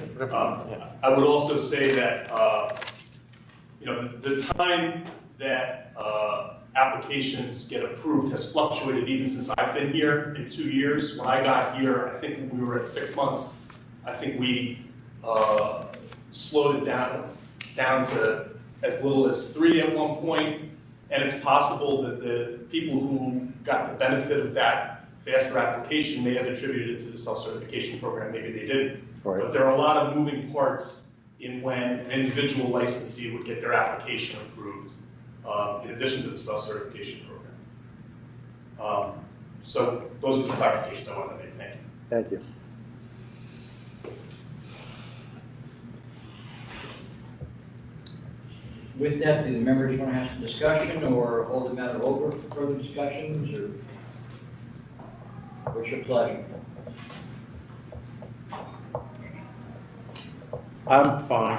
I'm ready to vote. All right then. Yeah, sure. I guess the question then is whether or not you want to continue the self-certification program? Well, I'm sorry, I do have one question. Mr. Springer's initial argument was that we don't have the authority to do this. Oh. What's your view on that? Right. Well, I mean, I know, and we did get a submission, which was a good submission indicating that we do in fact have the authority to do it, and not to get rid of the program, but I mean to enact the program in the first place. Yeah, I did want to address that, and what I did was, given that there was some law submitted by Mr. Springer, kind of a brief on why we might not have the authority to have a program without formal rulemaking, without expressing an opinion on my part as to how a judge would rule if this ever got challenged. I did put in a brief-like response that highlighted some case law that suggests that the board would have authority in this circumstance. It's actually a vague standard because this is definitely an internal management issue. I don't think that anybody would dispute that. The way in which we order our review of applications is a matter that we decide routinely. The question is whether this particular program has a significant impact on the industry. And that's obviously a very vague test. But I think there's some cases that I've cited that in my submission, which is part of the record, that suggest that in licensing circumstances, the courts have given agencies latitude in that area. In fact, one case interpreted it as a similar type rule as being an interpretation of an existing law as opposed to some new rule. And there was another case where a decision to stop reviewing applications for a period of time was permitted. The kinds of cases where rulemaking are required tend to have a much larger impact. Like for the Paradigm case was a case involving setting a speed limit for highways. And then there was another case that involved, what do you do about returning overpayments in unemployment insurance, which had a kind of a direct financial impact on each person who would make such a payment. And the significant impact thing here, while I say this because I obviously can't predict what a court would do, I do think that if we ended up disputing that in court, that we have the weight of the argument on our side. But there's no precedent close enough to be able to direct an outcome on that. Okay. All right, Tom. May I speak? Tom, may I speak? Yeah. Yes. Just a couple of comments. Thank you. I have to note that the gentleman who spoke previously is not speaking for New York City. His association is basically an upstate association, has nothing to do with New York City. In addition to that, Gary's comments were not advisory, they were really opinions. Those three people who came in with the times that they gave you were approved this summer. They're not some sort of random choice. They were approved this summer with those timeframes. Additionally, a lot's been said about a 50-case audit. Really? A 50-case audit? Do an audit for just New York City. Let's see what that shows us. And let's not do 2 months during the winter of COVID. Please. Take a look at the program over 12 years. I think, and I feel, and I think everyone in this room agrees, that you're about to vote to discontinue a program that we New York City attorneys have relied upon for years. I'm asking you. Mr. Palillo. Chairman Bradley. We had the meeting 2 years ago. This, by the way, that was when Adam Roberts just got here. I know you spoke a lot about how strongly he was against the program, and he obviously is. But he did not instigate that meeting. I did. Because of how poor the product was. We had I don't even, how many hours was that? Like 5 hours? About a 4-hour meeting? No, you did not have 5 hours for us, sir. No way. You would not be able to stand 5 hours with us. Well, it was a long. It seemed like 5 hours. I don't know how long it was, but it was a long meeting. It seemed like 5 hours. It was 2 years ago. Adam was only here 2 years. Adam was only here 2 years. He got here in June of 2019. That meeting, I think, was in October. And he didn't even have time to learn what that program was. And it was a significant length of time, whatever it may be. I certainly don't know exactly what it was. But these same problems that we're talking about now were spoke of at that meeting. And nothing has changed in the 2 years. So you can say, oh, we took 50 applications during a period when we had COVID. I did 100 of them before COVID myself. And I can tell you myself from reviewing the quality how bad it was. And when I say bad, it was no better than the uncertified applications. And I'm not pointing at you or your colleagues. There's obviously more people than you guys in that room that do these things. But it was really bad. And a lot of stuff, if we didn't do deficiencies, would have been passed on. And that's not what the law requires us to do, unfortunately. But thank you for your comments. I have to say Mr. Chairman, I remember that meeting, although, thank you, I did not remember it was October. I do remember that meeting. I do remember telling you I have an alternative. I have something that I think will work. I was dismissed. You know what? Nothing prevents you or anybody from making a presentation about an idea for the authority to adopt in place of this program. But my suggestion, if you were to present something like that, would be to look closely at what the problems were with the program that were identified in those memos and attempt to address them. I have to say, again, because you get a deficiency, Mr. Chairman, you're on that side of the application, all you're seeing is a deficiency. There are reasons that a deficiency is given, and a lot of times they're not right. Mr. Palillo. I have had Adam said to me on more than one occasion, a deficiency should not have been issued here. That may be, but I can tell you from my own experience. You can't look at the word deficiency and say, this is a bad thing. It's not the case. I can tell, I'm not telling you that may be with your applications, but I'm telling you in my experience, the first question that's asked to be certified is that I certify that this document contains all of the required documents listed. I can tell you from my own experience that 70% of the applications we get in the self-certified do not contain all the documents that are listed. Then fix it, don't kill it. Well, I tried to fix it. I had a meeting and begged you all to make sure that they were complete. Mr. Chairman, I can fix it. And it didn't work. I can fix it. You didn't give me the opportunity 2 years ago. As Gary said, 2 years ago. Put something together and we certainly will look at it. Then I ask you to hold this meeting for, this meeting for the next board meeting. No. You just asked me to put something together, sir. No, not to fix this, no. We had that meeting. Go ahead, Tom. I was dismissed. Okay. All right, I guess the question then to be put to the members, unless you want to answer a different question, is whether or not you want to continue or discontinue the self-certification program. I would just ask when you're voting to make clear if you're voting to continue or discontinue, so I get to make sure I can vote correct. All right, so that's without any objection, then we'll move forward with that question. Commissioner Pan? I just want to say a few things. The people who spoke today are clearly keen users of the self-certification program and probably, the best lawyers that are doing this work as part of the program. So, the people who didn't speak are the lawyers who abuse this or misuse this, and also there are a large number of applicants who have to wait longer because they do not have access to this program. I certainly do not agree that is an American way to have a two-tier system. I think our job here is to correct what was wrong directives from prior staff. Chairman Rosen's priorities were always have a level playing field. And when he first voted to eliminate the program, he definitely used the word even footing, which means that he understood that creating this program was creating an unjust situation. And I think that over time, the repeat users that spoke today can adjust their business practices to accommodate for the elimination of this program.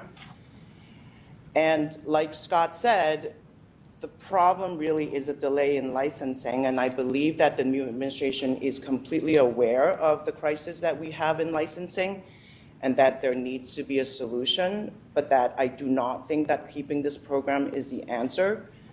My priority is always equitable access, and so I'm voting to eliminate this program because there are two reasons. There are not enough people using it to justify the amount of work it takes to jump queues and prioritize them, and there is overall an insufficient risk to the lawyers as far as accountability when they submit these applications. I trust our staff enormously. I read Amy Mel's memo, and she's been doing this for a long time, and she doesn't find value in it. It doesn't help our agency. It just creates more problems and add to the crisis that we're already experiencing. So I think that the new administration will try to solve some of the problems that we have, but keeping this program is not the answer.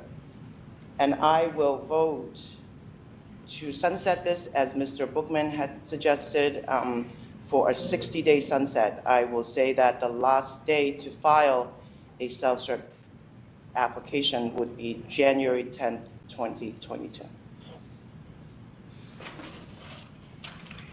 All right then, Commissioner Ford.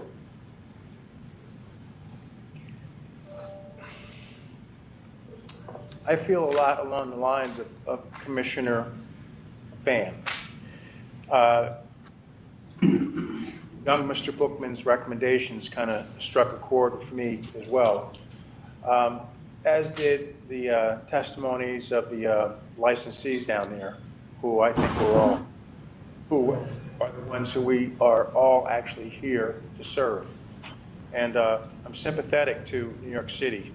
In my personal opinion, I think not being able to get temporaries in New York City is talk about a two-tier system. Well, there it is right there. That's my personal opinion. I would vote to sunset this as well, but not in 60 days. I would give it more like 6 months. And at that time, you know, if we start the shot clock right now, then we can determine, instead of looking at all the historical data that we already have looked at, which granted doesn't really make the self-certification program look like it's worked very well.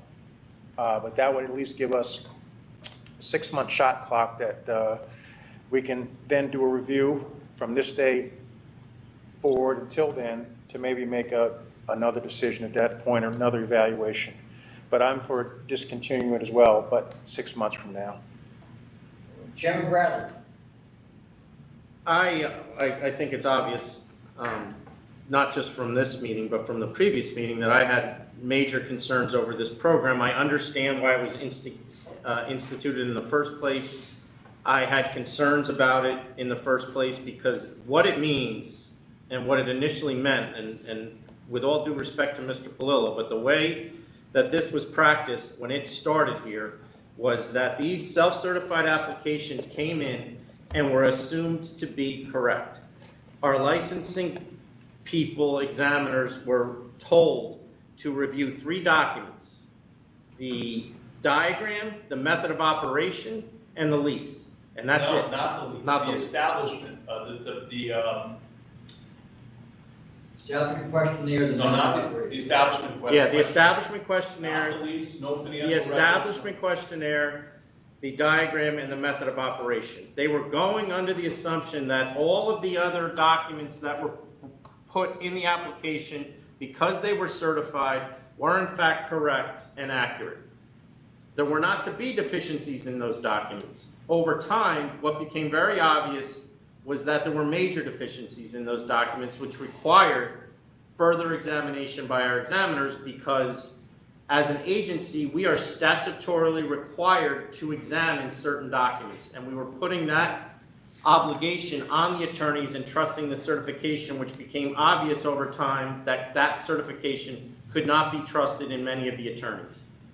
As a result, the program didn't save licensing any time. They ended up examining these. Now they're examining them, all of the documents, just like they do the uncertified applications. The only time savings is to the applicant, which is 1 month, which is granted by licensing because they get to jump all the uncertified applications, which is fundamentally unfair, particularly when the quality of the application is saving no time when compared to the uncertified application. So the unfairness in and of itself is a huge problem for me, as Commissioner Fan pointed out, but also the fact that it's not saving us any time. We recognize that we are in a crisis. We recognize it's taking too long. We are trying to do things about it. And as Commissioner Fan pointed out, this administration has been very, very receptive in speaking about how we need to fix this.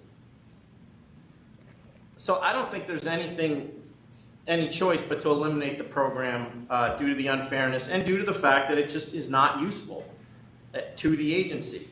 We're getting no benefit from it, and the time savings is just, it creates an unequal playing field for the people that cannot not only afford to pay an attorney, many of these people may be able to afford to pay the attorney, but can't afford to pay the extra fee for the certification. And as I spoke before, we have found that that is a significant fee on many, by many attorneys, up to 30% in some instances. So I don't think there's anything else to do but to do away with the program. I would do, given Commissioner Ford would like it to go on for 6 months, I would do 90 days, if that's amenable Yes. to Commissioner Fan. I am, as always, my door is open to discuss any other possibilities on how we can try to improve our licensing processes or how you can improve your applications. I am more than willing to do as Mr. Wexler said and have an industry meeting at any point and speak with the industry about certain things in the application or in our processes at any point.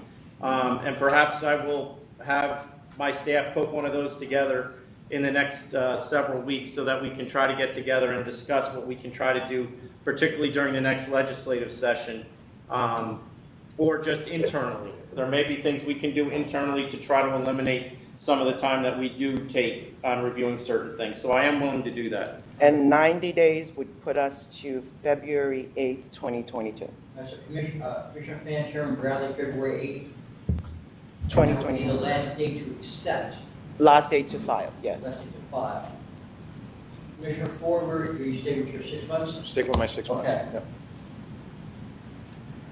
All right then. And I thank you all for, as usual, the comments. They were greatly appreciated. Thank you all. The next item, I know that Mr. Springer signed in here in Albany, I'm not sure, in New York City. It's item 2849 is the public hearing of the proposed regulations regarding electronic pleadings. This is a public hearing for the members to hear comments. If anybody has a comment, I would just note also that the comment period is 5 days. 5 days after the hearing ends. So, is there anyone here, anyone in New York who wants to comment on those proposed regulations? I see no one running up to the podium. Hold on 1 second. Hold on. That wasn't really running up. That was just kind of sauntering up. I'll try. I'll go faster next time. This is the first we're hearing of this. I'm sure it was published in accordance with your requirements for rulemaking, but as a representative of an industry stakeholder association, it's the first we're hearing of this. Well, Mr. Booker, this matter originally appeared before the members. They approved the publication of proposed rules. The matter was held over to a public hearing on today's full board meeting. Pursuant to SAPA, the notice was published in the State Register. We did receive comments. I know Mr. Springer, I believe, submitted comments. I'm not sure if I haven't checked if anybody else did. Do you want to comment on this? I'm not even sure what it is. So I'm not sure if I want to comment, but I may. No, let's just hold it over. You could put in written comments in the next. What we're going to do then is Just put it over. We're going to continue the hearing until the 11/23 full board meeting. So at that point, we will continue the hearing, and then if it's concluded, there'll be additional 5 days after that for submission of comments. And just so you know procedurally, what happens after that is the matter comes back before the board to decide whether or not they want to adopt the rules or they're going to make changes or so forth. So the hearing is being continued until November 23rd during the scheduled full board meeting. Let me just also say for the record, because of the nature of the comments we've received,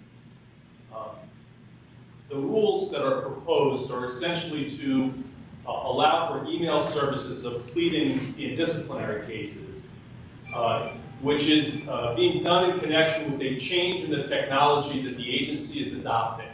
On a going forward basis, all new licensees are going to be applying and doing all of their business to the agency through a single email address. and they will have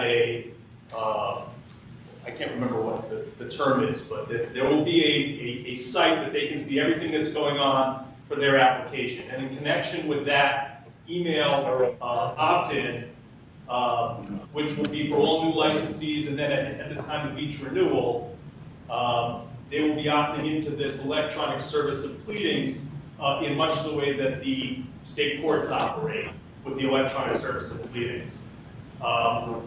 So please review the materials with that understanding, because I think there's been some kind of misunderstanding. We would not be sending pleadings to the personal email that somebody happened to put on their application at one point. The entire system will be changed, and essentially it will be, this is an effort that we've taken to update the technology of the agency so that we can streamline things like the application process, for example.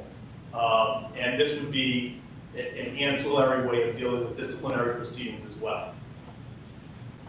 Council Meyerhoff, thank you for that synopsis. Did I understand you correctly to say that the proposal, as you've described it, is an opt-in, not a mandatory proposal? No, it will be mandatory for new licenses, but when you apply for a new license, you will be informed that you now are communicating with the agency through this email. And it'll go probably on renewals for existing licenses, but you have 2 weeks, so go home and research it and come back. I do appreciate that opportunity to research it. My initial thought would be for mom and pop owners, that's a great idea. For sophisticated companies where the email address may change from time to time, may result in the loss of communications. But we'll thank you for the opportunity to reflect on further, and we will provide comments.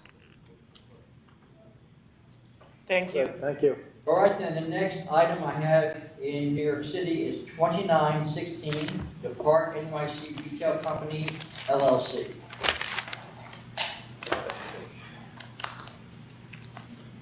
I messed it up. 2916. It's an over.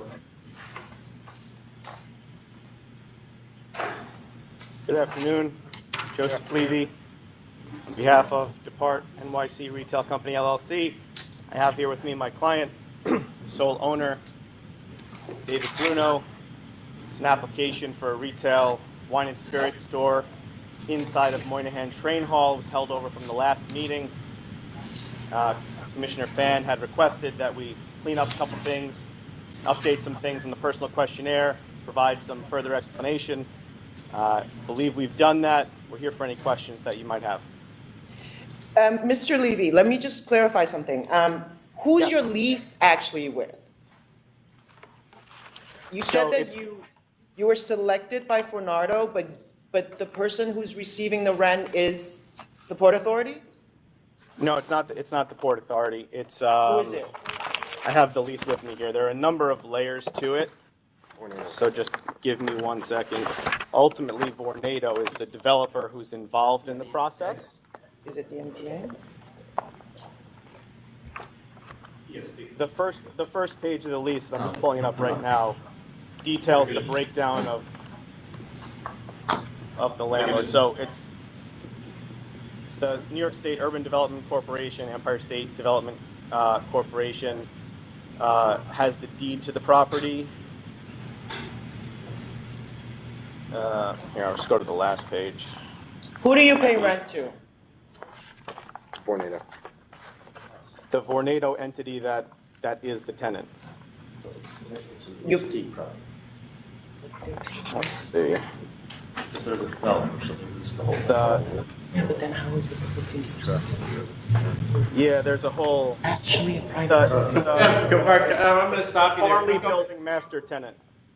I'm going to stop you there. Can we go into council discussion with council? We're going to have a brief recess while the members discuss a legal issue with council.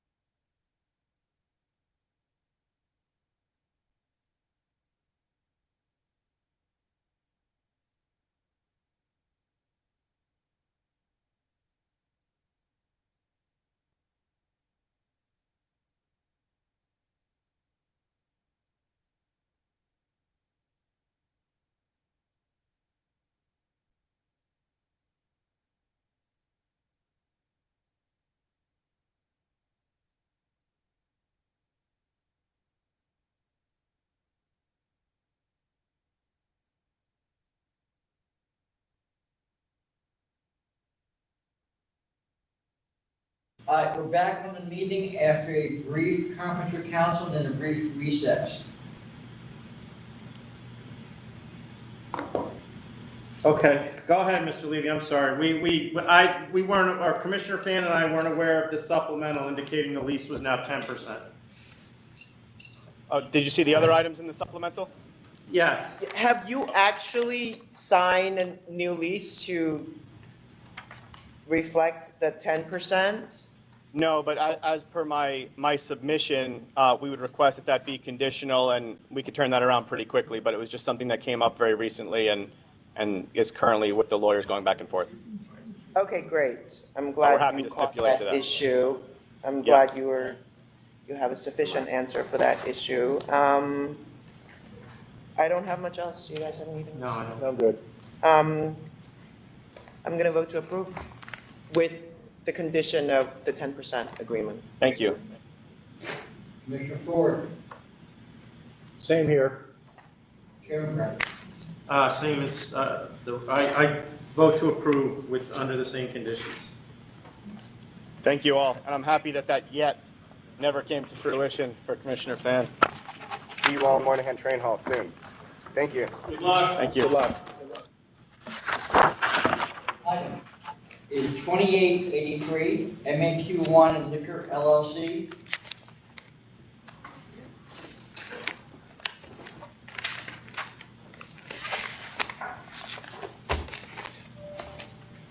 And I would note that in the applicant consideration request, it suggests that is the applicant here? Is the applicant here? MAQ? No. I would note that in the applicant's reconsideration request, they suggested that you never got their supplemental material. Yes. You didn't. Okay. Okay, I went Question I back, had for last you time I was- went back and checked, you got, Mr. Persevi's, supplemental material for that, but not, that was an error of the Secretary's office. But that is the material that he submitted with his reconsideration request. Okay. But you did not, yeah, but he's correct, you did not have it when you first considered it. Which is, That's the supplemental for today. The May letter, it's like May 21? Yeah. Yes. Yeah, I didn't see it in the supplemental material either, and, All right, go ahead, sir. All right, yes, Francis Buscemi, in opposition to the. No, we don't need, I don't reconsider- need, Mr. Buscemi, we don't need opposition first. I need the applicant first. It's a reconsideration. The applicant isn't here. The applicant's not here, Chairman. Oh, well. There you go. I'm checking You wanna hear here. We did, Buscemi? No. Okay. we did email Mr. Joffrey on October 25th.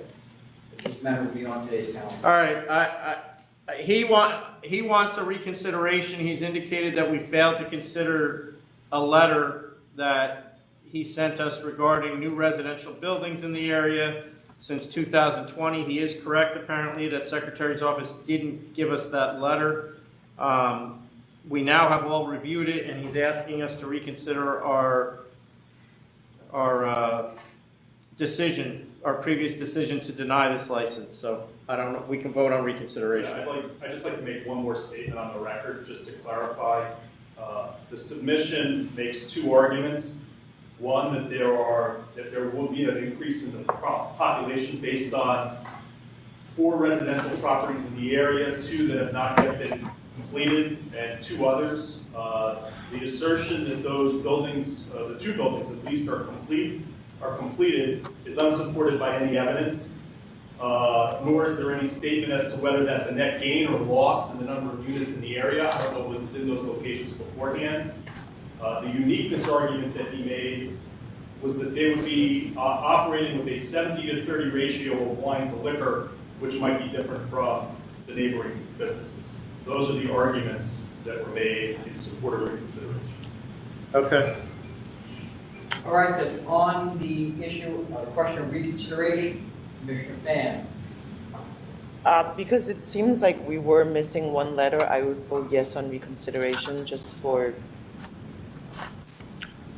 Fairness sake. Fairness sake, yes. I think that's great. Commissioner Ford, I'll vote to yes in consideration as well. Chairman Brown. I'm voting no. It wouldn't have, as council pointed out, it was arguments that were all unsupported. All right, Mr. Buscemi, go ahead, quickly. Yes, very quickly, just to point out, So it was I'm mentioned. sorry, before you get going, my fault. So this is now being reconsidered. The applicant is not here, so we'll hear from the opposition.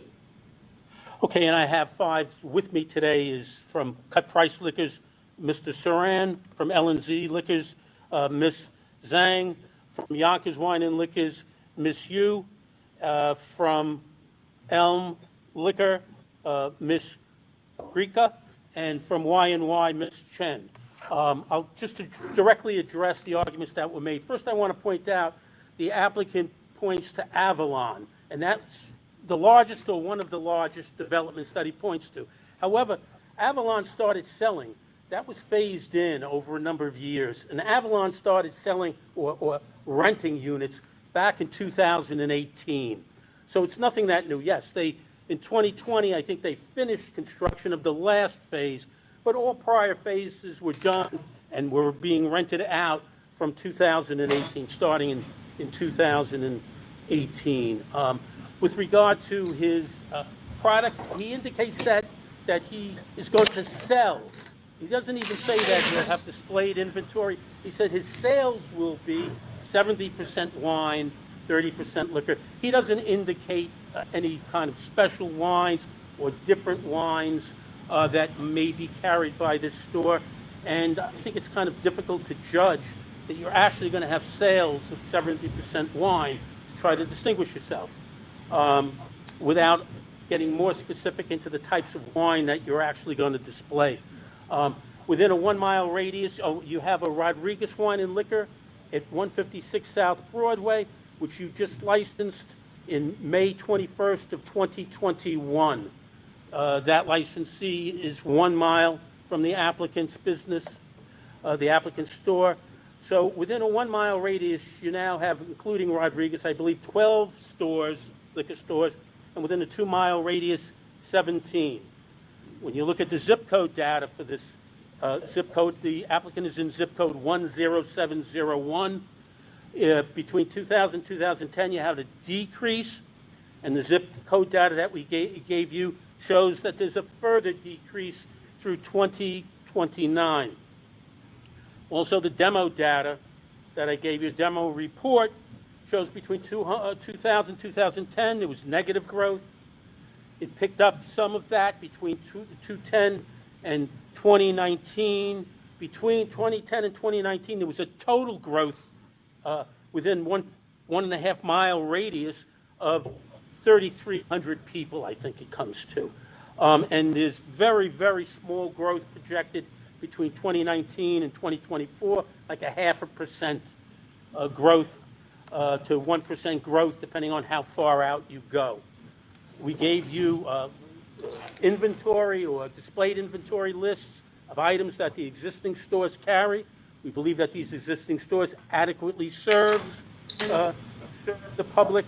And when you look at the gross sales of the stores, 4 of the stores are not bulletproof stores out of the 6 clients that are with me today. You'll see a cut price. Go ahead. 2020 cut prices 2020 sales were less than its 2016 sales.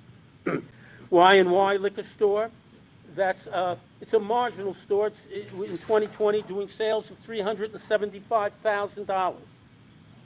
Yonkers Wine and Liquor, between 2017 and 2020, their sales were flat, and below the 2016 sales, the sales they were doing in 2016. L&Z Wine and Liquor, 2016 sales exceeded 2017 and 2018 sales. And then we have Elm, 2016 to 2018, showing sales decreases, and 2019 showing just a small increase. So the sales don't bode well for another store coming into the area. Stores like Hudson River, they do 30 tastings. seconds, Mr. Buscemi.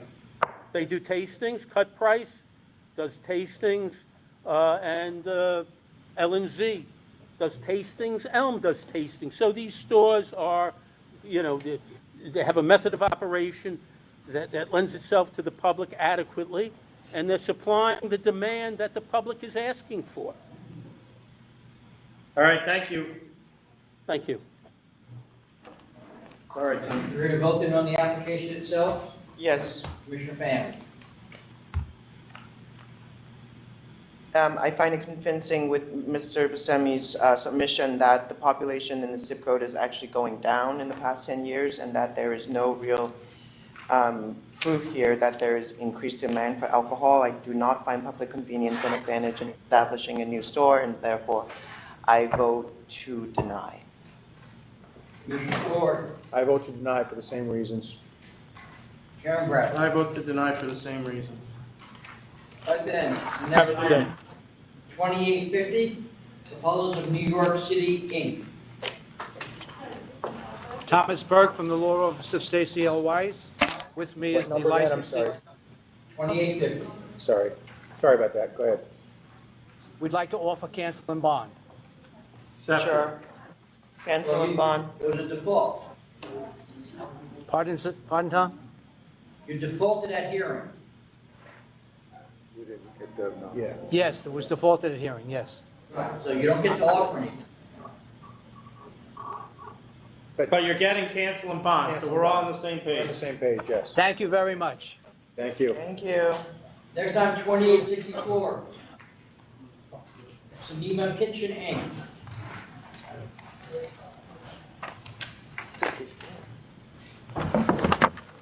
Good afternoon, Mr. Chairman, Councilman, and Commissioner. This is in regards to the Could you put your name on the record, please? I'm sorry? Put your name on the record. My name is Mamgel. I am representing SUMNIMA Kitchen, Inc. I missed the last meeting because I wasn't aware of the full board meeting because this was my first time for full board liquor license practicing. Actually, I'm the accountant, okay? And I missed that because I called the state to inform whether the meeting was mandatory or not. She said, you don't need to represent in the meeting. That's what I heard. But this is in regards to the denial of the last meeting, which was held on June 6, 2021. And I got the denial letter and I reviewed that. There were 3 facts presented. This was one of them was about the restroom, 2 restroom waiver requirement, which I already drafted. Everything is ready to go. The other issue was the noise control. The premises is they're playing recorded sound only, and the SUMNIMA Kitchen is a Nepalese Asian cuisine, and they're selling the food, the Asian food with the little bar. That's how it is, and the community will get benefit because first of all, it will not impact the community because there is no noise at all. And regards to the traffic, the community lives pretty much close by Woodside, which is 1 mile, 2 miles. They don't come with the cars to eat the foods, and that will not impact the communities at all. The community will get benefit because this restaurant owner is the Asian community. These are heavily the Asian type of, the location is located in Asian communities. And also, the other fact was there were 3 bars presented, but those bars, the owners never opposed that because they are selling the business is totally different from those owners because the restaurant is all about serving Asian food, which is Nepalese food. This is totally different, and that will not impact their business at all. And also, the community board too already approved the stipulation stated that they will control the noise and they will not do any, whatever the opening hours was from 11 a.m. to 12 a.m. Sunday to Monday. And also because of the opening time, it will not impact them at all. The community love to Okay, Gary, what are we at? You've already, now you're repeating yourself.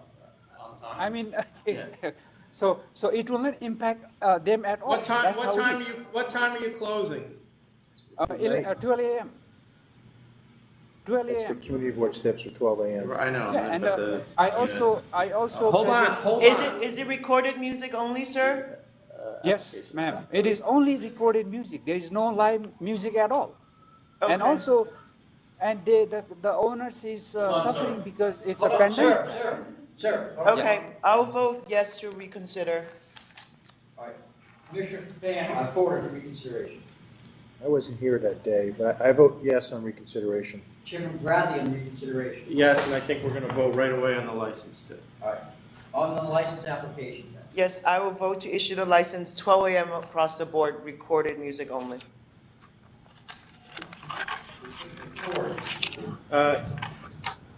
Yes on recon and yes to approve with the community board steps.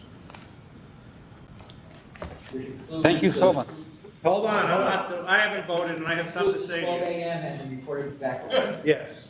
Chairman Bradley. I'm going to vote under the same conditions. Sir, Yes, sir. I recognize you're new to this. Yes, So take these comments as you will. Sure. This is what's called a 500-foot case. The reason Yes. you ended up here is because you didn't show in statements at 2 hearings why this place was in the public interest. There is law in case law Yes. that tells you what you're supposed to show. There's several factors you need to examine. And that's what you need to do on the next one. Show those factors at the hearing in written form so that the judge that's doing the hearing can understand what your license is about. Second, the surrounding licenses aren't why we don't ask them whether they object to you or not. That's not what this is about. It's about whether the community objects to you because they already have enough licenses there. Do you understand? Understood. Thank you. Good. Oh, thank you. Good luck. 28, 74, 75, and 76, one QUETZAL Corp.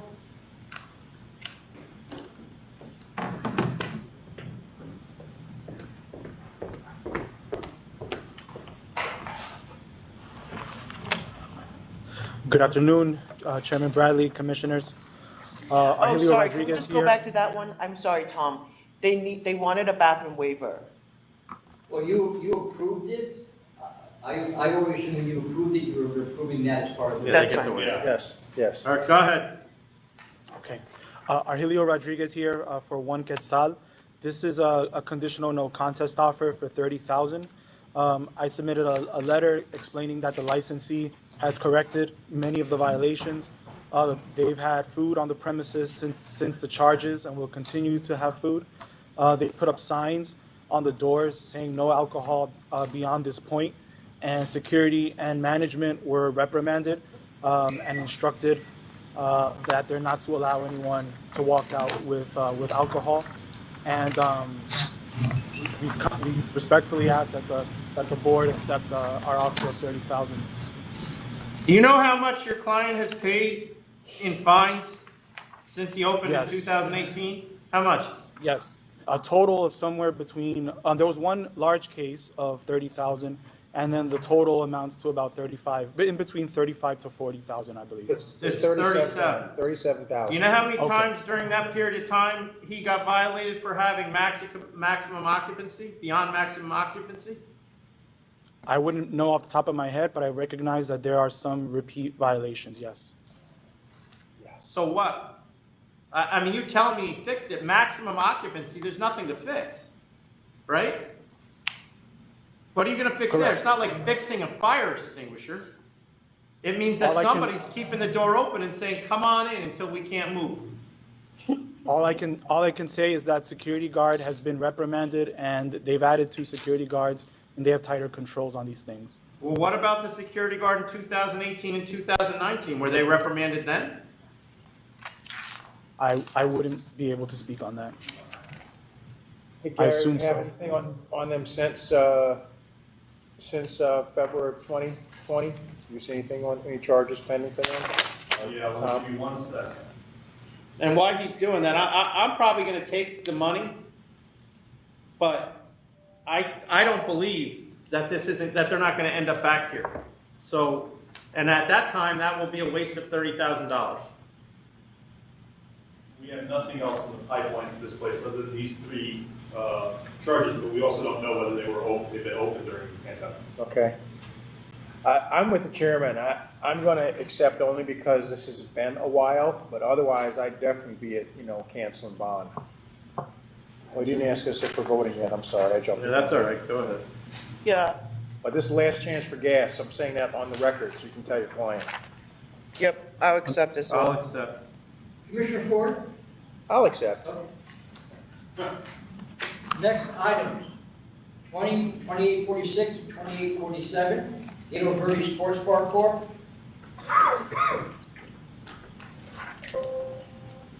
46, 47. 2846 and 47.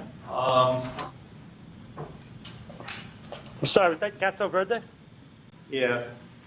Thank you. Yes, sir. I'm actually gonna recuse myself from this because I think Council Officer may be having a... I have a note on here that I'm supposed to ask for this back. Yes. There are 2 cases before you. Wait, can I say hello? Frank Palillo here. Hello. Hello. When I saw this on the calendar, I reached out to the prosecutor because there was a 3rd older case, and I just was wondering why it would not have been included. Yesterday, I was contacted by the prosecutor saying they have a CNC for everything. Well, Is that, you put in another CNC, Mr. Palillo, is that right? After a conversation with Kayla O'Donnell, yes, I did. So that's not before you, right? I get that. So we have a processing issue because we don't have that before us right now? It was delivered early last week, but okay. If you need I to understand hold it that. over, I'll be here next week. Yes. We're gonna hold these 2 over and then the other one's gonna come. We're to send them back. And then And it then all we'll comes resubmit together. and send them, back. But we'll get it on for the next meeting? Yes, 2 weeks. Well, what's gonna happen is the counters are gonna close. Counters is gonna be closed Thursday, which is an off day, so it's got to be put on the calendar, let me know so I can put it on for the 23rd. It is on for the 23rd, okay. But No, I get that. You gotta have the paperwork. So we'll put it on for after that? I'll be back on. Deficiency. So, do you have anything else? Deficiency, John. I did sign in for another item, yes. There was an advisory opinion. I had submitted documentation Oh, that's regarding right. 2018-2021. Yeah, I'm sorry, we didn't get that written down. What number? You need the number? It's 2885. This is actually a request from Mr. Palillo and I think some other attorneys to reconsider your recent advisory on conditional approvals. You speaking for all 9 of these guys? Mr. Chairman, I would not presume to speak for all 9 of those guys. All 9 of us did sign that letter, though. I thought I might have had a little support, but it's just another day. How many actual applications are we talking about here? I can't tell, Commissioner Fan, I don't know the answer to that. I know I have 2. Do we know how many? No. I mean, I'm sure we could find out if you want. It would take an effort to figure that out. Okay. To figure out I mean- how many, That's the problem. well, how many 18-month extensions landed during the pandemic. That's your point, Yeah. Mr. Palillo? Actually, my point is that conditional approvals issued in March of 2020 were at a much severe disadvantage than any other conditional approvals. During the pandemic, the members were very gracious in extending conditional approval times. A guy approved in March of 2020 has only 18 months based on the current advisory. Yeah, I mean, I in theory agree with you, so I'm going to vote in the affirmative. Well, wait, we need to articulate more specifically what the carve-out is. That May I make a suggestion? Sure. Yes. Give us the opportunity to come up when the approval expires and explain our circumstances to you. Let us provide the proof that we've done everything we want to do and you want us to do to pick up licenses. I mean, it's very easy. I can do building information systems. We're not going to do that on a go-forward basis in perpetuity. If we're going to cover the applications that you're talking about, there's got to be a carve-out. I'm only talking about a carve-out for a period of time. That's not every application we did that. I'm looking for a period of time from you. I was saying March to 6 months, so March to September of 20. Oh, okay, I'm good with that. That's fine. From March. So extend the conditional approval for the people that got their on request.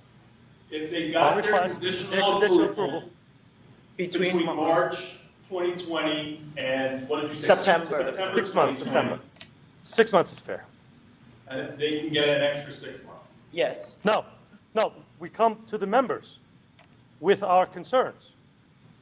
So it may be 6 months, but we shouldn't be held to one 6 month How about we extension. designate that to the chairman because we don't meet often enough for that? Why don't we just designate the chairman to? I mean, that's the problem is that she's right. Not only do we not meet often enough, but number two, every time you got to come to us with this request, there is There can't be that many applications in that period. But it's a significant amount of work for somebody who could be reviewing something else.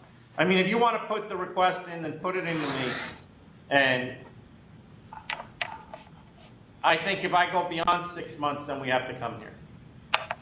Okay. If the request is for 6 months. Yeah. So I'll give the 6 months with, and when I say with evidence, I don't mean an affidavit from you. Nor do We need some type of evidence that either the C of O is not getting done, and we need, something. We need something in writing through an affidavit.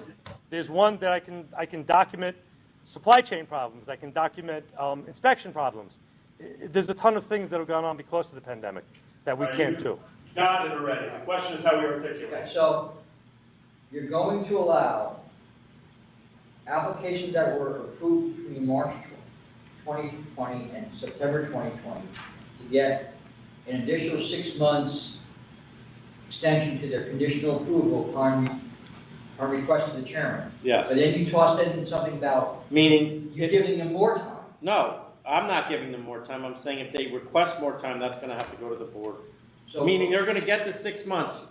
While that 6 months is expiring, they got to decide whether they can open or not, and then have to come back to the full board. So anybody who falls into that category, who gets the 6 months, can then request additional time to the full board. Yeah, they can. They can't do that now. Yeah, they can. Nobody else They can. can request additional unlimited time. But at the 6 months, if I grant them, they're at 2 years now. So I would be suspect that we're going to be very compassionate about a pandemic at that point. God willing. All right. Okay. Thank you. Thank you. I'm exhausted. See you in 2 weeks. Jonathan, there's no one else signed in, correct? No, there's no one else here. All right, thank you. Thank you. All right, so next is 2843. This was held over by a request from counsel's office. Yeah, just for the record, there's a hearing decision that did not sustain charges 2 and 5. The prosecutor put in a letter arguing that count 2 should have been sustained. The licensee was given notice in that letter and an opportunity to respond to it and did not. And that's all before you. All right, Tom. All right. Or I'm sorry, Donald. Yes, I agree with counsel's office. I actually watched the entire hearing. The police officer definitely testified that he was responding to a noise and that he heard the noise a block away, and then he walked up and then he saw all the activities surrounding the noise. So I am going to dismiss only charge number 5, and the penalty is $10,000. Commissioner Ford? Yeah, I watched the whole thing too. 10,000, sustained charge 2. Sustained charge 1, 2, 3, 4.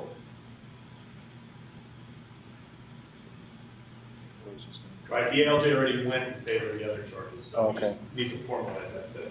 Okay. So that's one correct. Yes. Chairman Bradley? I'll do the same, sustain 1 through 4 and $10,000 fine. All right, next is 2844. It's a CNC of 3. I'll accept 3,000. Accept. Accept. 2845, CNC of 1,000. I'll accept 1,000. Accept. Accept. 2851 and 2852, that's a no contest. I'm at 2,500. Commissioner Ford? What number is that again? I'm sorry. Was 2851 and 2852. What-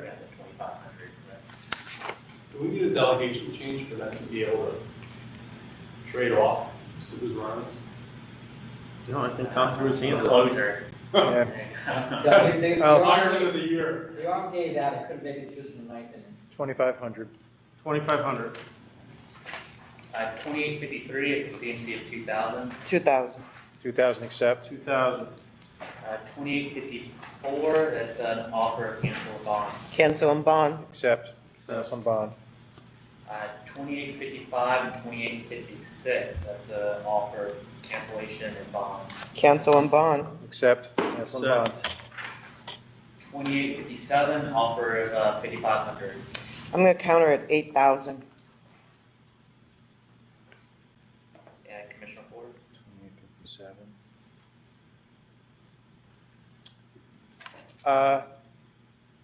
I'll counter 8,000 as well. 8,000.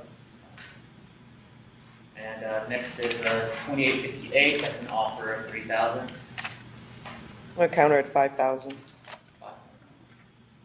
Commissioner Ford? Yeah, I'll go with 5,000 too. Chairman I Brown? would accept. You would accept?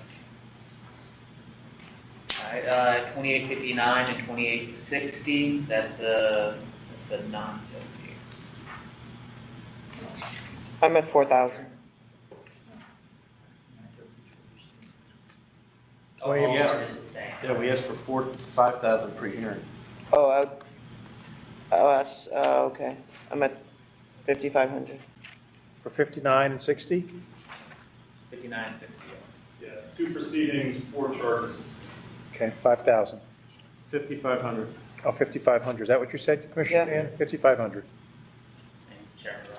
Yeah, 5,500. Yep. And all charges sustained, correct? Yep. Yes. 2861, this is also a matter that went to hearing. ALJ sustained all charges. I'm at 9,000. Commissioner Ford? I'm at 6,000. Chairman Brown? This guy went to hearing 2 and refused 9, but I'll do 9. Sustained? Change mine to 9 too. Please, sorry to make you do that. And I recommend, because the next 2 are the same licensee, and 2863 is the first in time that we do that one first. 2863 is went to hearing. ALJ sustained the charge. I'm at 3,000. And Commissioner Ford? 3,000. Chairman Brown? 3,500, just once again, he refused 3 prior to the hearing. And so 2862, that also went to hearing. ALJ sustained the charge. And now this place has adverse history, is the point. I'm at 6,500. Commissioner Ford? Back to 2862. 6,500. Chairman Bradley? 6,500. 2865, it's a CNC offer of 2,000. 2,000. Commissioner Ford. 2865. 2,000 accept. 2,000. 2866 and 2868, it's an offer of cancel a bond. Cancel and bond. Cancel and bond accept. Cancel and bond. 2867, it's an offer of 2,500. I'll accept 2,500. Accept. Accept. 2869, it's an offer of 1,500. I'll accept 1,500. Accept. Accept. 2870, that's an offer of 2,500. I'm going to lower this to 1,000. Commissioner Ford.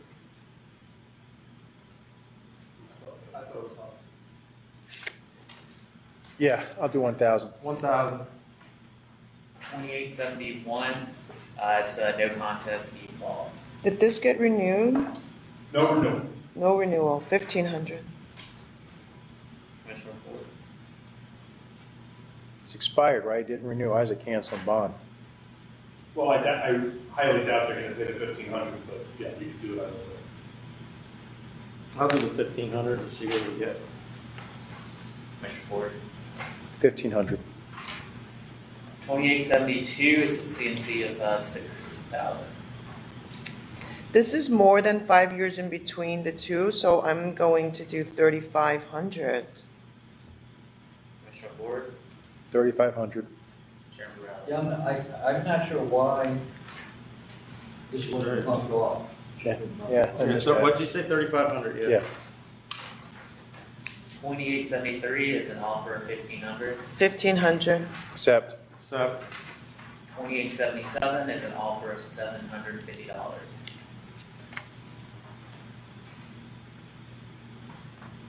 I'll accept 750.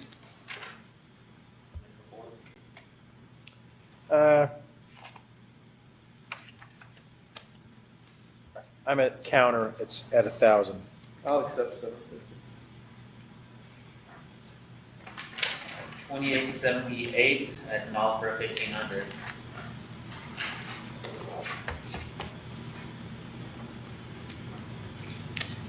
I'm confused about this letter because they blame it on a disgruntled employee, but this is quite a new license, so Wait, which number are you? 2878? Oh, I jumped ahead, sorry.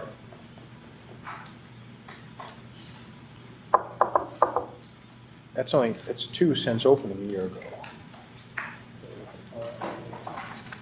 But I'll accept. I'll accept as well. Accept. 2879, it's an offer of 1,500. I accept 1,500. Accept. Accept. 2880, it's an offer of 1,500. 1,500 accept. 1,500 accept. Accept. 2881, it's an offer of 11,000. 11,000 accept. 11,000 accept. Accept. 2882, that's a no contest default.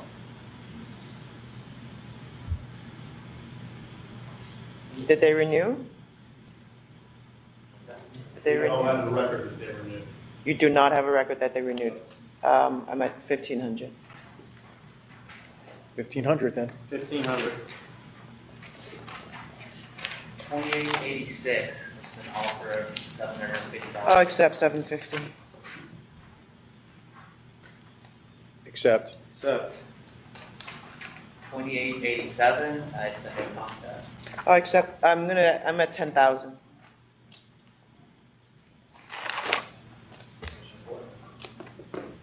$28.87.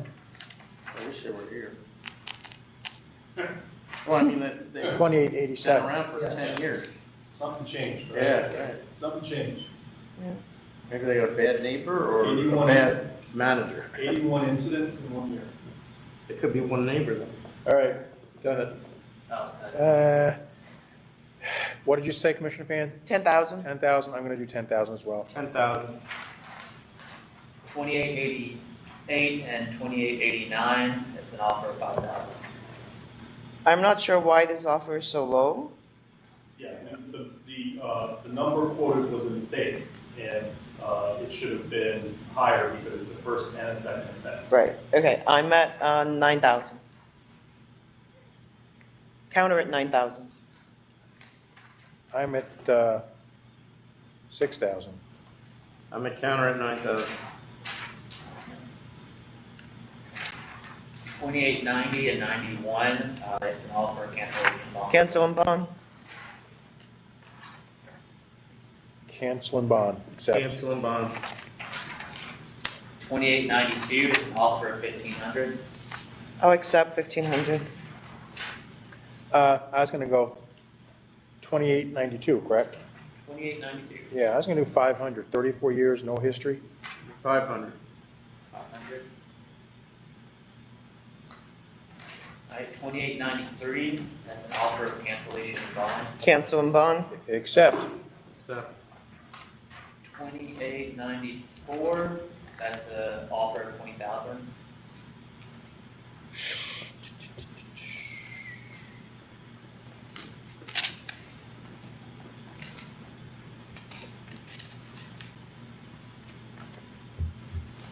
This was not great. Yeah, I think under the protocols, if they had promptly responded to this, and you were willing to accept the fine, this would have been a higher fine, but they've also been closed for almost a year. Yep. So. This was really just opened when they got caught. That's what I said too. All right. I will accept, but it's a close call. Commissioner Ford. I'll accept and get on with life.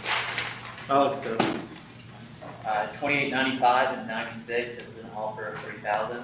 3,000. Accept. 3,000, accept. Accept. 2897 is an offer of 8,000. I'm gonna accept 8,000.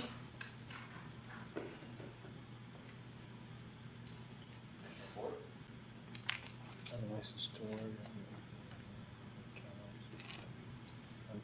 8,000. I'll accept. 2898, it's an offer of 7,500.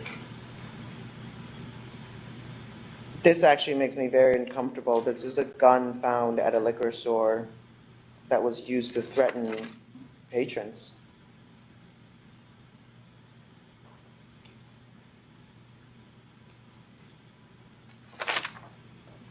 Liquor store. Yeah, and I will tell you that the reason you don't have a letter, I mean, I don't know if they would have sent a letter, but on this particular case, for some reason, a second page was sent with the pleading, setting the price at 7,500, so they just opted into that. So if the board's concerned about this, we could certainly call them in or ask for an explanation or something. Yeah, I would just bring her in. That's what I would say. What do you guys think? That's fine. Over 1123. Yes. As long as they can come in. Well, they can answer it. Commissioner Ford, you're all right. Yeah. 2899, it's an offer of 1,000. I'll accept 1,000. 1,000, accept. I'll accept. 2900, it's an offer of 4,000. I'll accept 4,000. 4,000, accept. This really aggravated me. Because this letter is not mitigation. He's basically alleging his innocence, which makes me want to throw it back to you and just say, all right, try it. But I'll accept. You should have seen the first letter on that Foreman place. I'll accept. Go ahead. 2901, it's an offer of 6,000. I'll accept 6,000. 6,000, accept. Accept. 2902, it's an offer of 6,000. I'll accept 6,000. 6,000, accept. Accept. 2903, it's an offer of 6,500. 6,500, accept. 6,500, accept. Accept. 2904, it's an offer of 6,500. 6,500 accept. Accept. Accept. 2905, it's an offer of 2,000. I'll accept 2,000. 2,000 accept. Accept. 2906, it's an offer of 1,500. I'll go to 1,000.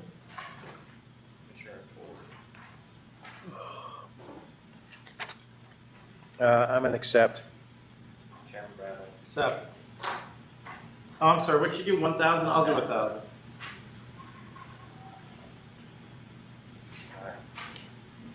2907, it's no contest default.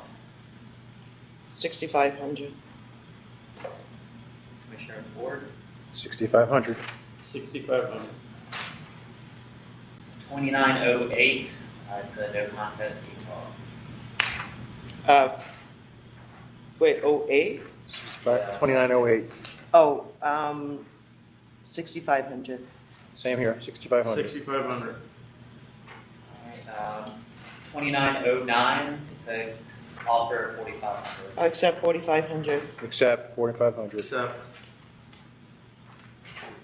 2910, it's an offer of 15,000.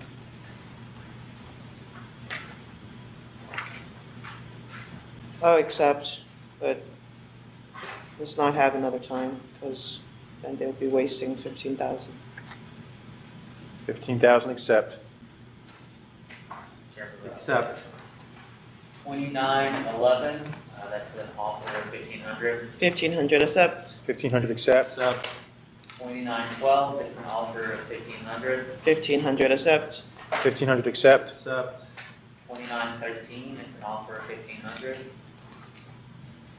Accept. I'll accept 1,500. Sorry. Can we hold this over? I want to get something from the licensee saying they're either going to change their method of operation or never do karaoke. Okay. And accept the 1,500. So hold it over. Or can we just counter that, Tom? No, well, I think it's better for you to get the representative, because they were supposed to file now. All right. well, All right, so hold it over. decide that they weren't gonna ever have karaoke. Right, so get a clarification, so we can hold it over, we can tell them you need this, whether they show up or they submit something saying what's going on with the karaoke. Right, okay. So 1123. Okay. Commissioners. Yep, 1123 is fine. If you're asking, and they're gonna put in the submission, it should be an affidavit. I'll make that first. 2914, it's an offer of 1,000. 1,000. 29. 14. I'll accept. Accept. 2915, it's a no contest default at here. This is hotel turned party spot.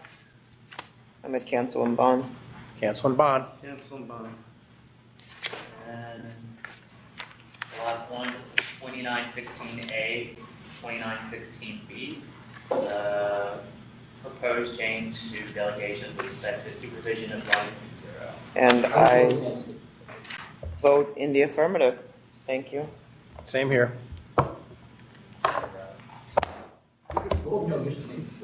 And I would vote to approve. And I would like to give Tom a compliment that he doesn't expect coming. Thank you. This is being recorded, you're aware. I understand. Thank you for volunteering to supervise the licensing bureau in a time of crisis. I don't think there's anybody else who could do it. And I think We weren't going to you next. There's no question about that. We are very fortunate that, I got down here who can, is probably the only person around who can step up and, help me out secretary. No, and it's a symptom of the condition we're in, that there's nobody. I'm a symptom? No, I mean that we actually have to go pull somebody from another bureau to double their duty. Thank you. All right. There's nothing else you want to No, you go ahead. There's nothing else, so this meeting can be concluded. Yes, thank you. Thank you.